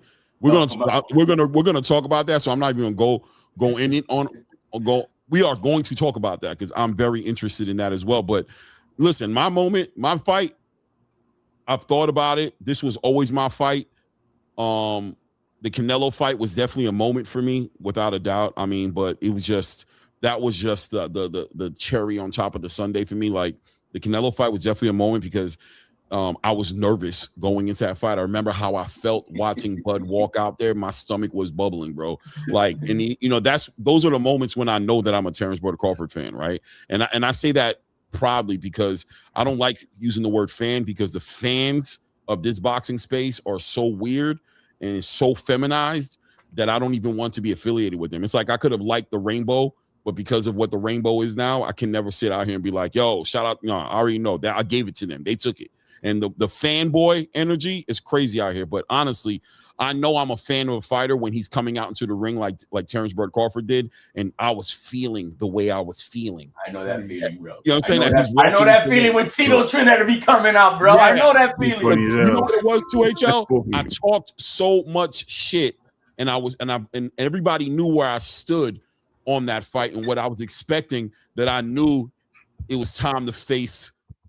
You know what I'm saying? The truth. Like this, there was no more speculation. There was no more, well, you guys are going to see. Nah, we about to see for real. And the truth be told in the back of my mind, I don't know. You feel me? I don't know. I'm just supporting my guy. So that moment was an emotional moment for me when he won. I actually felt his tears. Not to say I was nowhere near crying, but man, bro, I was so happy to call that fight and watch that fight live. I was so excited to see that in real time. But the fight for me that stands out, Terrence Crawford versus Jose Benavidez Jr., bro. The build up to that fight, at the press conference, Bud almost knocking this dude's head out and the fight almost ending before it went inside the ring. The energy, I felt like Terrence Bud Crawford in that fight was telling the world, that was the world pushing back at him and telling him to stay in his lane. And that was him letting the world know, like, fuck this 147-pound division. None of y'all want no problems with me, and don't put your hands on me. Don't play with me. He just was passionate in that fight, in the build up to that fight, and the delivery at the end of the fight, obviously with the stoppage, was amazing for me. But that's when, I ain't gonna lie to you, Terrence Bud Crawford was the best fighter in the world to me, with that fight. Benavidez being shot in the leg and all, whatever. I don't care. I think the moment was just great to see him be like that against Jose Benavidez Jr. Listen, I feel you 1,000%, both of you. I like the Canelo segue. I love it. But I'm going to have to say that the best fight, and what did it for me, was this is what, to me, put Bud on the map. Yeah, that was a big one. Put him on the map because he was supposed to lose this fight. He's supposed to get destroyed in this fight. He was supposed to, everything you can name was supposed to happen in this fight. And that guy stood the test of time. Put him on the map and had him calling out 147-pounders before he even got there. This was the fight that Victor Postol was the fight that everybody put their eyes on and dialed into who this guy is, that Top Rank has named Bud Crawford. And when they put that on the map, that put his name out there like, yo, this guy is legitimate. Even my brother called me up that day and was like, yo, this is the guy. He gonna beat your boy, Ray. He gonna beat your boy, Earl, man. I said, he ain't got a chance. He gonna beat your boy, man. I'm telling you, when I tell you my brother called me and told me he was a fan, that day changed for me. And I was like, man, he's all right, but he ain't good. But he showed to be better than good. So greatness speaks for itself. I ain't gonna lie, Ray. I'm shocked. I thought you would have said the Errol fight. I thought that fight would have been it, but I like that one. I like Victor Postol. The reason I thought you might have said Errol is because I believe, just knowing you as long as I've known you, and as far as our friendship is gone, I saw you months later still could give Terrence his flowers. Like, you were like, damn, this dude this dude might be him, bro. I ain't gonna lie. And I don't know what point it was, whether it was a year or a year and a half later, but as the Canelo Alvarez fight got closer, you started to favor Bud in that fight. And I was like, damn, because I remember when you were like, yo, you're like, Clay, you bugging, bro. Like, respectfully, like that dude is, yeah, he's doing that. He's doing a lot. He gonna lose that fight, bro. He don't need to be getting in the ring with no damn Canelo Alvarez. And you came full circle, you know what I mean? I don't know what point it was, but it seemed like, you know what I mean? You look back at the Errol fight, and I remember having those conversations with you. I watched this fight. Bro. I went back and watched this fight. Literally went back and watched this fight with Victor Postal. Okay. And I was like, yo, this guy's not losing this fight, bro. This guy defied every odd in the world. Like the guy he's supposed to lose to before this was Hank Lundy. Right. Hank Lundy, he mollywopped that kid. Destroyed.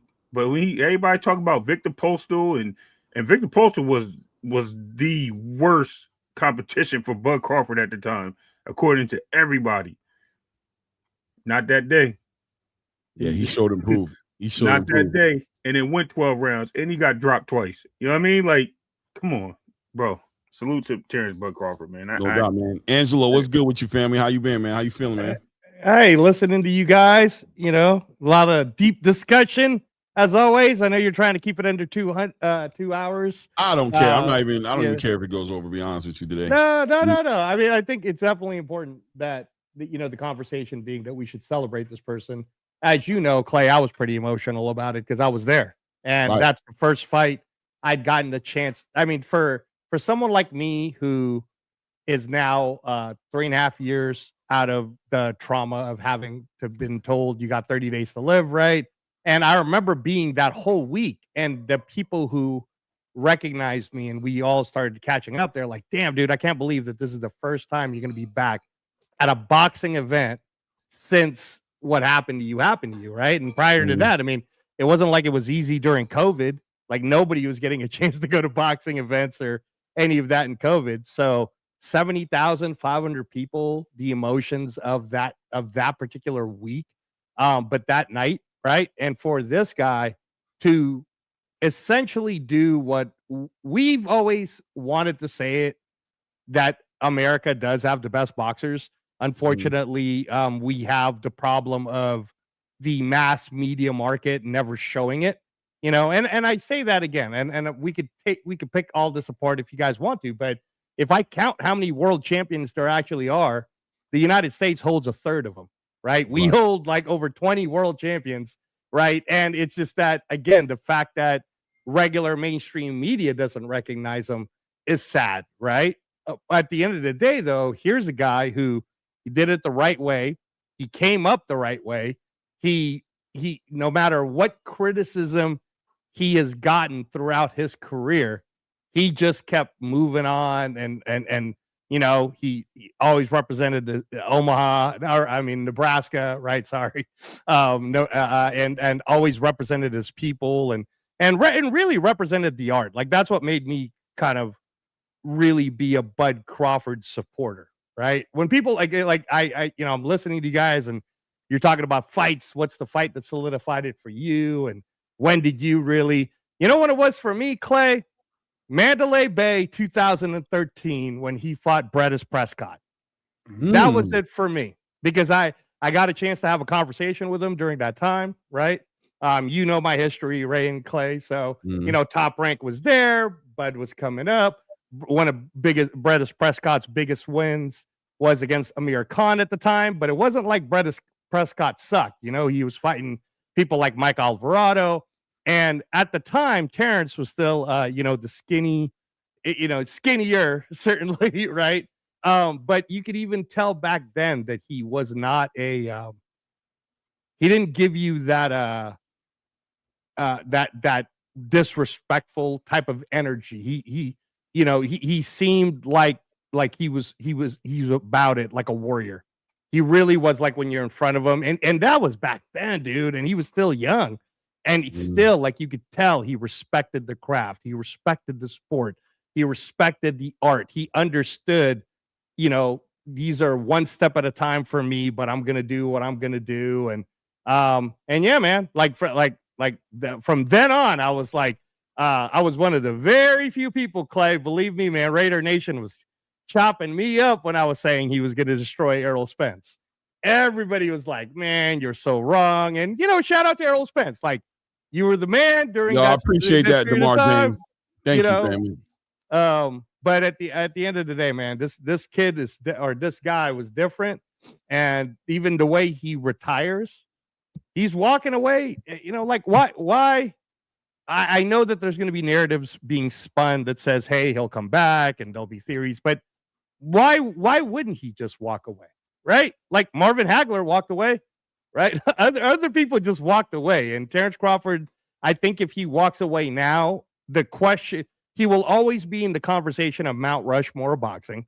He'll always be in the conversation of definitely the top 10, but we may now be talking top 5, right? Right? Earlier, yeah. Just because of what he was argue. able to if we want to argue, we can just to be arguing, we could be arguing. Yeah, just to even have a debate about it, right? And history will, my wife was, as I'm cooking, Ray, I'm cooking a Filipino dish called adobo, just so that right? But my wife asked me, she says, do you believe that Terrence Crawford is the type of guy that will be remembered, like how Tommy Hearns was remembered, right? The Motor City Cobra and I said, absolutely. Because Terrence Crawford is the new era. It's kind of like he's at that perfect time of, I'm going to leave. But you could, and you and I have had this private conversation before, Clay, what HLD was talking about, how I'm telling you, Bud's been here for a while in Vegas. He's been with Dana for a while.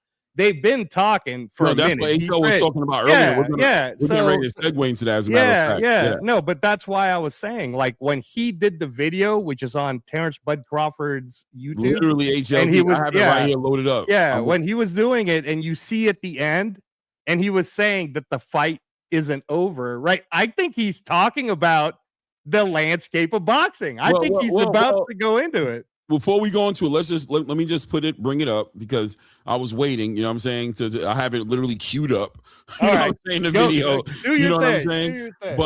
But yeah, man, I mean, this is the other conversation that we can get into, which is going to be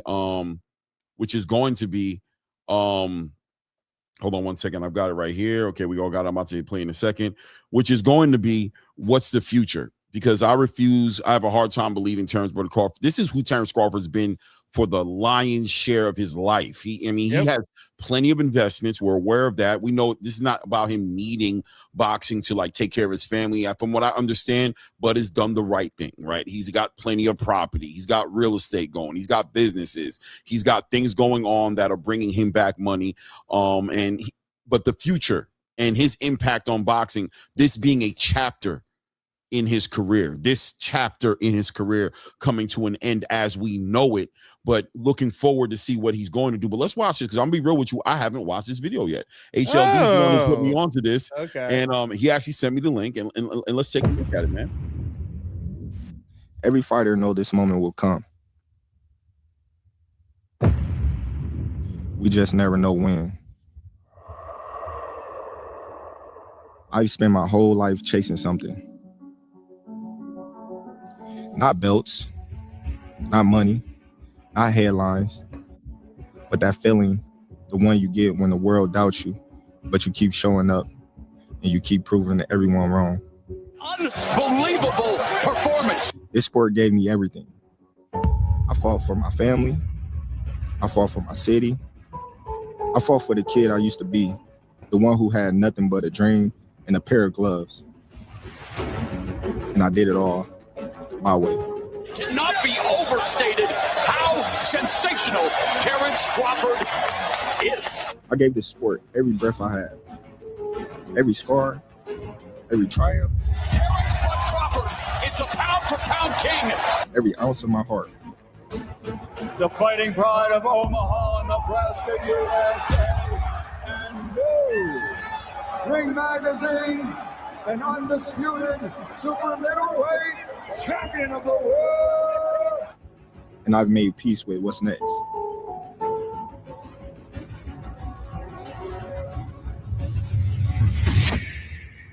And now, it's time. Thank you. To my opponents who pushed me to places I didn't know I could go. To the fans who believed in me when they didn't have to, you made this journey something I carry with pride for the rest of my life. To my haters, and to the people that didn't believe in me, thank you. Because without you, without having that fire in my gut to prove each and every one of you wrong, you pushed me to heights that I never thought I'd reach. Thank you, Turkey, Sella, and Riyadh.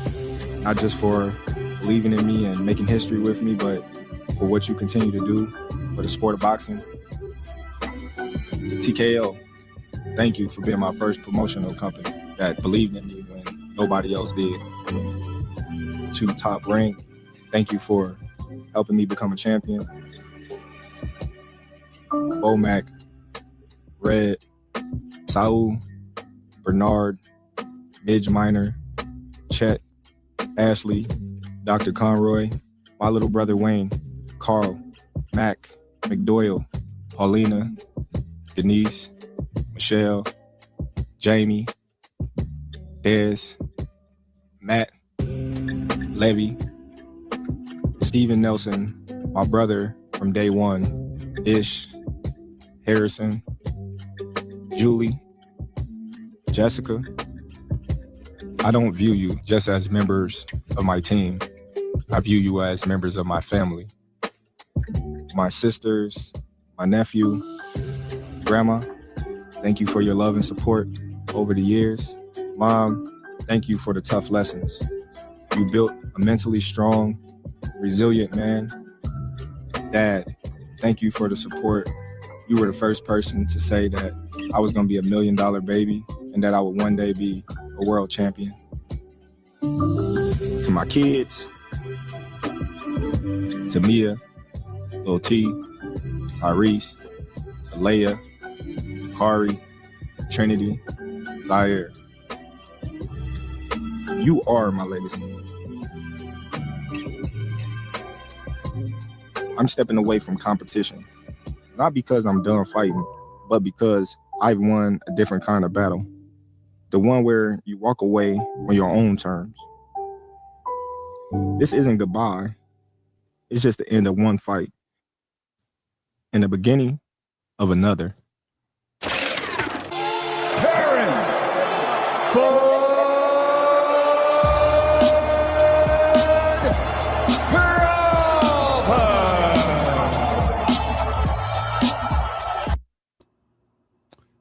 Yeah, bro. That wasn't done last week, bro. That wasn't done 2 days ago, man. That's all I'm saying. Yeah, I seen it. I seen it. I seen parts of this. And you, showing it. yeah, you can see. I sent it to you guys too when it first. Yeah, I sent it to you. I sent it to Clay. Oh, I so didn't. you guys are just busy, man. You guys are just busy. But when you're moving around, you ain't got time to stare on your phone. No, I know. But I mean, like again, you could see how it was done. Mm-hmm. It's a real goodbye. That's why when you and I were having the conversation, Clay, privately, I'm like, he's out, bro. Like that's not a I'll come back for money. That's a legacy goodbye. And at the same time, I like the ending. It's the beginning. So what are we talking about here? Life, man. We talking about super boxing, baby. That's what we can have a conversation about right now, right? I believe it's the next chapter of his life. Listen, I think that there's another chapter without a doubt. You know, we talk about, I know in the Bible, and in a lot of religious scriptures, in different books, it talks about the end of the world and what that's going to look like. And I always say to people, does that mean that the planet's going to explode, right? And there's just not going to be no more Earth, or is it going to be the end of the world as we know it, right? Yeah. And with Terrence Bud Crawford, although this is the end of his career as we know, is it the end of his boxing career in total? Just he's done with boxing, he's out to go get a turkey burger and go play with his kids and he's going to live his life? Or is there another chapter in Terrence Bud Crawford's career that involves boxing and what that looks like? So is it over, or is it over as we know it? And I'll hand it right back to the panel because I'm interested in getting everybody's perspective. I believe he said it in that thing, and it's something that we touched upon earlier. His legacy is his kids, and now he's going to be able to spend time with his kids. Life. And that's the legacy. That's the legacy that I was trying to speak upon earlier, that if there's no fucking we in this world, it's your house, it's your home, it's your kids. That's where it comes down to. And I think that's where he's at. You know, he's right now. Spence, even not too long ago, a few weeks ago, he's enjoying taking his kids to school. He's enjoying going to the recitals, going to the things. He's enjoying that life. And I think the sacrifice of becoming as great as you are, Bud, or any other athlete in the history of sports, to be the best, you have to be crazily obsessed with it, and it takes away from everything else in life. And so he's only 38 years old. He can now live his life more on the normal side of things to take care of business, because he said it himself. His legacy is his kids, and I think that's everyone's legacy. If you don't understand that in life, that is your legacy. When you're on your deathbed, I promise you, when he's on his deathbed, he ain't gonna be thinking, "Damn, man, I wish I was back in that 12th round with Canelo, man." No, man, he's gonna be thinking about, "I want to be with my loved ones, my grandma, my mom, my kids, my wife, whatever." That's his legacy that he's gonna be thinking about. And I think we kind of lose track of that we're still human. We're still human. And ambition is good, but then if it consumes you entirely, you lose out on the real stuff in life. And so that's just the way I see it. I think he's done. I think he's going to take care of his kids, his family, whatever else comes in between for that. And yeah, can he be around, touch here and there with Turkey? And so, yeah, of course, but I don't think it's going to consume him as having to put in that training and that work that he's been having to do for the past 20 some odd years, I guess, of his career. I don't think it's going to be that no more. And good for him. Good for him. Salute, definitely. Yeah, no, and you know, we've had this conversation about Zuffa boxing, right? And I know, Ray, I'm telling you, bro, I could feel the wave when I'm saying Zuffa boxing is going to be the thing. But what a better representative if you could have your Michael Jordan spokesman for Zuffa boxing moving forward, then why not let it be Bud Crawford? So not only do I believe Bud's going to be a part of that movement, but to what HLD's saying, it gives him, he's got money, he wants the time with his family, but also when he said this is just the beginning of something else, he's talking about this movement that's happening about the why are we paying sanctioning bodies and we're going to get boxing back in American TV and the whole bit. And it would not surprise me at all that if the first fight historically that talks about Zuffa boxing is Canelo Crawford, and it moves forward this way, for Crawford to be that representative for them to say, yeah, you could do it the old way, or you could sign up with Zuffa, and you know, it's up to you. And he's going to these tournaments with Dana and Nick. I'm sure he already has stocks in TKO Holdings right now as that stock continues to grow. And I think we're not going to lose Bud Crawford in the boxing space. We're just not going to see him fight. But I think he's going to be vocal. I agree. I think that he's going to be very vocal about it, and don't be surprised if Canelo follows suit too. You know, because Canelo's not a dummy. if Canelo, and let me ask you this, back to you guys. So now that there is no Crawford Canelo fight that's possible, you know, right? Because we have to speak to what's happening right now. What's happening right now is Crawford retired. Does Canelo retire next, or does Canelo sit there and really, I mean, what's the upside? What's the upside for Canelo to try to get belts back? We know how great he is too, to HLD's point earlier. Canelo's situation is different because he has still another 3 more fights under his contract with Turkey. So his money's guaranteed still there. But I did bring up earlier, right? Can we see the, like you kind of mentioned this earlier, Canelo, Bud as the main thing for next year and a rematch without no belts on the line and just them two fighting and making that the ring belt could still be there, right? Right. I mean, I could see that happening, right? Because he's still the ring champion, right? So I could see that. I mean, there's that I do see. So, you know, the one thing that I can say about this video that kind of surprised me, because I just heard Tim Bradley speak on it.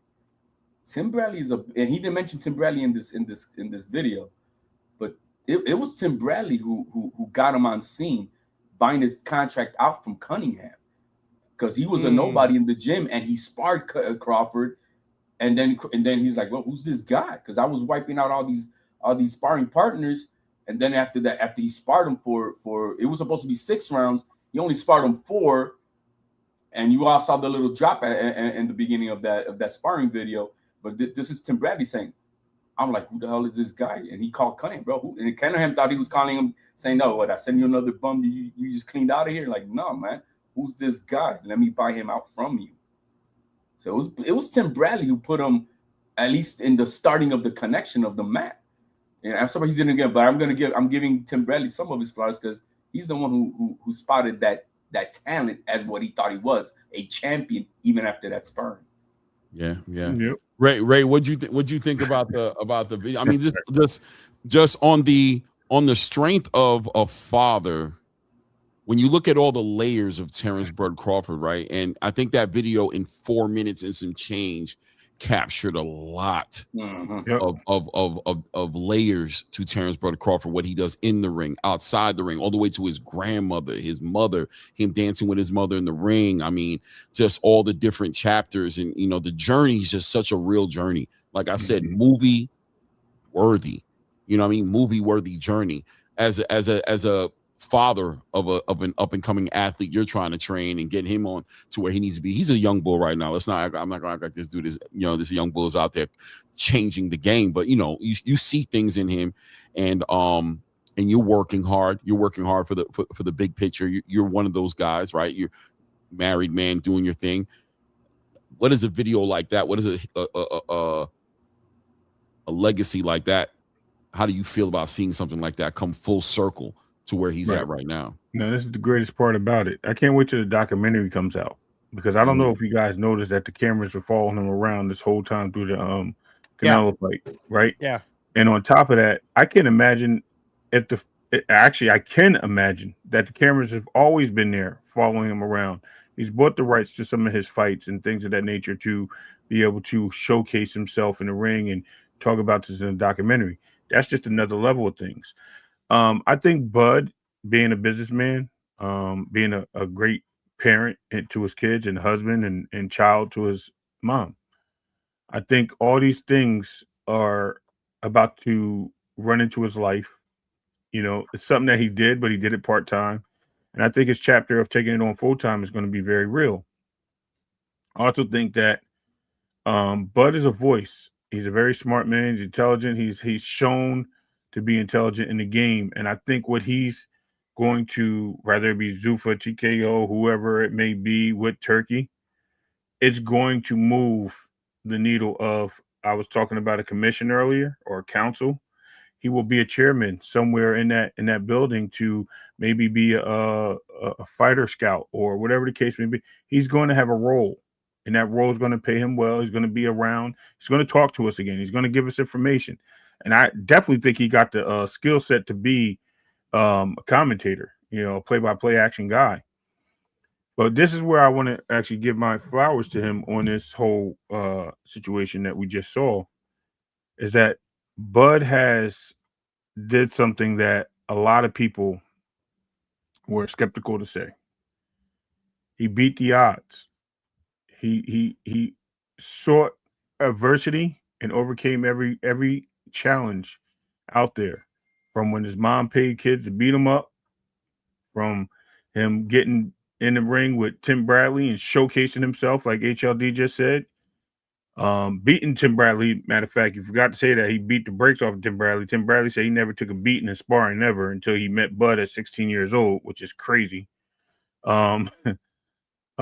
Just going on from 35 champion, 40 champion, 5 divisions to 47, 54, 68 is just outstanding. Him setting the bar on retirement is showing us, the people, that, walking away is not a bad thing. It is a change of the guard, is a change of the era. It only enlightens the people that come after him to see going forward what this looks like when you do it right. Right? Again, I talked about that other era prior to him, and it was all about how much money you can get. The belts don't matter, this and that. Yes, the belts don't matter to a degree, but they do matter to all these fighters, because you wouldn't have gotten to that ring if you weren't going to be a champion, to be the best, right? Yes, the money was coming with it. That's part of the game plan. It's a job. But to be the... Oh, diabolical. Oh, he froze. He froze up. You got shook, bro. Well, he'll be back on. He'll be back on in a second. We'll figure it out. Let me go ahead and do this super chat here. Warrior class in the building with the $5. Salute. I appreciate you, family. Thank you, man. Says Bud did it for me fighting undefeated Gamboa. A great fight, man. And Wash Errol Spence, too sweet from the penitentiary. I hate when that happens, by the way. I'm back. I'm sorry. All right, hold on. I don't know why that keeps happening. It says it in the top of the thing, too, that it may be experience high demand delays or whatever in timeouts. So it says in the top at the StreamYard. I know you see. I don't know. Let me just read this last line. Penitentiary movie. Laughed my ass off, talked smack to Charlo, and whooped Canelo. No doubt. Hold on. So let me get this. Buddy did it for me, fighting undefeated Gamboa, 100%. Wash Errol Spence, too sweet from Penitentiary movie, and talk smack to Charlo and whooped Canelo. You know, those are three separate, by the way. I don't know which one was the one for you. But I think that whole entire statement is legitimate, man. He had so many classic moments, just moments. And like I said, those dances in the ring with his mother, just heartwarming. You know what I mean? And you heard the history of how his mother raised him, right? We don't need to get into it. People tried to tear that lady down and say that she was abusing her son, paying to get that boy's ass whooped. And no matter how anybody wants to look at it, let me tell you, you know how you know she did a great job raising her son? That boy was dancing with her after every win in that damn ring, bro. Yep. So call it what you want to call it, however you may want to read it, however you want to look at it. That woman earned, you know what I'm saying? When he had that parade, he looked at his mama, bro, and said, Mama. We did it. Mama, grandma. He said, Grandma. We did it. And he's letting the world know, don't get it twisted. There was a movement behind me, bro. Right. There was support and love behind me. There was accountability behind me. There was a whole entire structure around me to create what you see in here. So you can look at the surface level and admire it, but most of y'all don't want to talk about the pain, the journey, the struggle, the dedication, the commitment. Yeah, bro. Yeah, man. Shout out to his mother, man. And shout out to that whole family, man. I love the way he keeps that family together, bro. I love the way he takes care of his kids. The story, layers to Terrence Bud Crawford that he put on the big stage that we all got to see a little piece of, because we don't know. Right. But the little piece that we've seen overwhelmingly drowns out his peers in this era. His peers, where's your story? What are you doing that's so special? Where is it? Because when he was up on that stage, he spoke on, I had to change my ways because I realized all these kids in this community were looking at me. He gave a fuck, excuse my French, about his community. When he built that gym up in Omaha, Nebraska, he thought about it. He knew where he was coming from. He knew about his journey, and every piece of his journey made him realize that he needed to have a bigger view on life outside of jewelry and balling out of control in the clubs and, you know, being whatever it is that people celebrate to the max today. To think that all those things were there for us to see and people could find a way not to celebrate that, man, is it blows my mind at times. I'll be honest with you. And it's not about idolizing, right? It's not about over celebrating. It's about giving him his just due. It's not about doing too much. I don't know that man. He could have 100 flaws. 10 years from now, we could find out. Listen, I've seen it my whole life watching athletes, and listen, things don't always work out, but where they do meet the goals, we should give them their flowers, bro. And this community just showed so many times how deaf, dumb, and blind people could be to find a way to justify the animosity that they had for that dude. But Ray, get at it, man. So I was saying, as he's paving the way for this next generation of fighters, they're seeing what he's doing. They see what he went through. He's moving in the right direction. I don't know if we also noticed that he put out his team. He showed everyone his team of people in his arena. And did you not notice that his team was filled with color? And I hate using that word in the sense of people, but it was America in that room. Yeah. I don't know if that's the best way of me representing that. That was what we stand for and what we should be. We should believe in. And he didn't have not one ill thing about anybody's race, culture, denomination, or anything. He stood together with them and gave them all their flowers. And he took a picture with them and showed you, listen, we're diverse here. You know what I mean? And there's no divide because we are all one and we did this together. So when you see things like that and how's it moving forward, as I was saying, as he goes into his retirement, I'm going to land this plane real quick because I got cut off, is that Bud is now, and you said the Mount Rushmore, right? Yes. Bud is a mountain alone. He's the Statue of Liberty. He is standing in the harbor as you enter that boxing space. He is not on the Mount Rushmore in the center of the country as you drive across. He's there coming in. Why? Because just like Ali, he stands for something. He means something. He gave something. And he did it right. And that's what you got to give this guy, man. Shout out to Bud Crawford. Shout out to all the people in boxing, man. But just want to get his guys flowers today. No, it's his time, man. There's nothing wrong with it, man. He's not the end all be all, right? But nah, bro, there's nothing wrong with giving him his flowers, bro. He's retired. He's closed it out. A lot of people wish they could do it the way he did it. You know, people sometimes are forced into retirement. Some people walk out. Everybody has their story, man. We're here in the present moment watching this guy make history, and he's iconic in his own way. He's just super iconic, man. It is what it is, man. Very few men in this in the sport world, especially in boxing, get to walk away on their terms. There's very few athletes have done that. And what I can remember, that would be Jim Brown, that would be Barry Sanders, that would be Michael Jordan after his last shot, even though he came back, but it was on his terms at that point. And even after that, you can say the same with, my man who CJ, he put out there, he put out the John Elway after he won the Super Bowl. But I'm just saying there's very few men who are in control of saying goodbye on top. And we got to give him that. Even Mayweather, he did it, right? I mean, even though his 50-0 was with the damn Conor McGregor, but it still was on his terms. And so, bro, it's so hard. I don't care that part right there is probably the hardest, to leave on your terms when you want to, and then to fight that I want to still play. I want to still fight. That shit is something that, it's in him. He's going to get the juices flowing. We just saw Nonito Donaire today, 43 years old, man.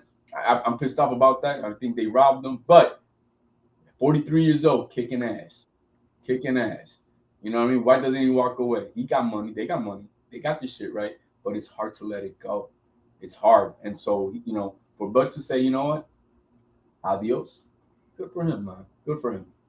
Yeah, No, I definitely think, to add to that point, not only is it hard to walk away, it's hard to walk away when you're the best. He's still at the top, right? Like, that's really, he's not walking away like Michael Jordan was playing with the Wizards walking away. He's not walking away like Jerry Rice was playing with the Seattle Seahawks walking away. He's walking away like if Michael Jordan really walked away in 93 and never came back, or 98 and never came back, right? Like he's walking away at the top. And I think that when you really dissect the period of time when we're talking about that Terrence Bud Crawford era, right? Let's call it 2013 to 2025.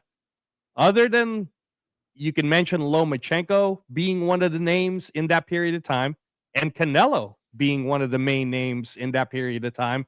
And that's kind of like the same thing that happened to Floyd, right? Like Floyd really had the Pacquiao, like Floyd and Pacquiao was that era, that moment in time.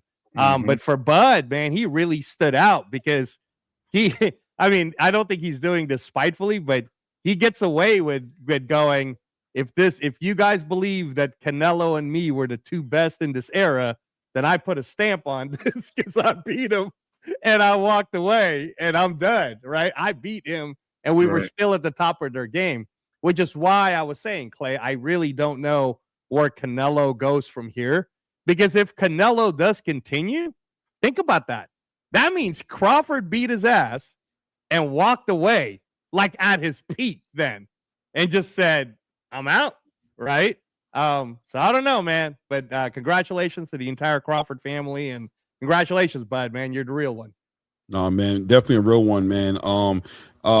We'll see how this Canelo Terrence Crawford thing works out. We got time. Listen, Eddie Reynoso came out and said him and Canelo looking for a rematch, not in May, but in September. There's time. Bud has gone ahead and retired. We know historically in boxing that doesn't necessarily mean everything. That just lets us know, stop bothering him. Don't ask him for fights right now. Don't put no pressure on him to do nothing he don't want to do, and he'll get back at us. You know what I'm saying? If that's what it's going to be, they'll figure it out. If anybody can make it happen, if they really want it to happen, it would be a Turkey Al-Sheikh. You know what I'm saying? And listen, Canelo Alvarez, like my guy HLD said, is in the contract with Turkey Al-Sheikh for multiple more fights, and we know that Terrence Crawford and Turkey Al-Sheikh have a very great relationship. And we know that he doesn't need to be unretired, or he doesn't need to be part of the boxing space in a traditional sense right now in order for him to make a fight happen with Canelo Alvarez. If he chooses to do that in September, it's not about him being out the ring too long. That's just right up his alley. This is a guy who's fighting once a year for the past however many years. So we just patiently sit back and watch. Boxing continues. A lot going on in boxing. We've got Anthony Joshua and Jake Paul this week, Friday, going down. I don't know if I'm calling it yet, ladies and gentlemen. I'm gonna be honest with you. I might have some opportunities for myself that I might need to take advantage of. I ain't gonna lie to Where's you, the bro. blue button? Boo. Oh man, I don't even know where it's at. I gotta find it, but I'm not pushing it on myself. So go get your own blue button. But Clay, did you want to? This blue button on this screen is reserved for y'all, motherfuckers. Not for me. Did you did you put the link up in the chat? Did you pin it? For what? For you said open panel. I just didn't know. Oh, we're closing, dude. No, we're about to wrap it up. Yeah, we're wrapping it up. All right, you said you may go over. I just wanted to make sure. Nah, so man. can I ask everyone a question? We're done. We got a lot of people, right? Young boxers in the game right now, right? Who is now or going to be, because I think Bud took over the face of boxing with Canelo. I think Canelo is still a big part of it. But as the younger fighters go on, because Canelo's probably going to be next very soon. And you can see that when he was in the ring, that he was thinking about it. That you can see it in his face. Who do you think is the next guy up? I have no idea. Yeah, I think that's the conversation, man. You know where you were going down here. On the 31st, I'm talking to these guys over here. Oh, this the takeover. You see what you did? You see what you did? Ray, you opened up that shit. Now HLD coming with the TO shit. That's what I said. We know where she was going. Yo, man, we'll talk tomorrow. Shout out to everybody in the building. Tomorrow, 3 p.m. We're kicking it off, man. The like button, subscribe to the channel. Until the next one, APP.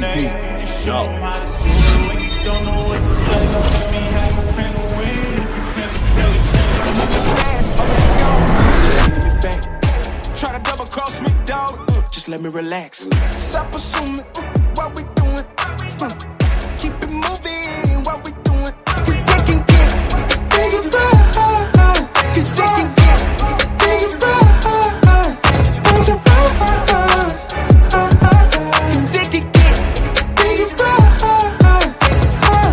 Hey, please don't play no games with me. I promise I'm too much. Hey, I can never let up even if you had enough. Hey, this ain't for the faint of heart. We always playing rough. I had enough. It ain't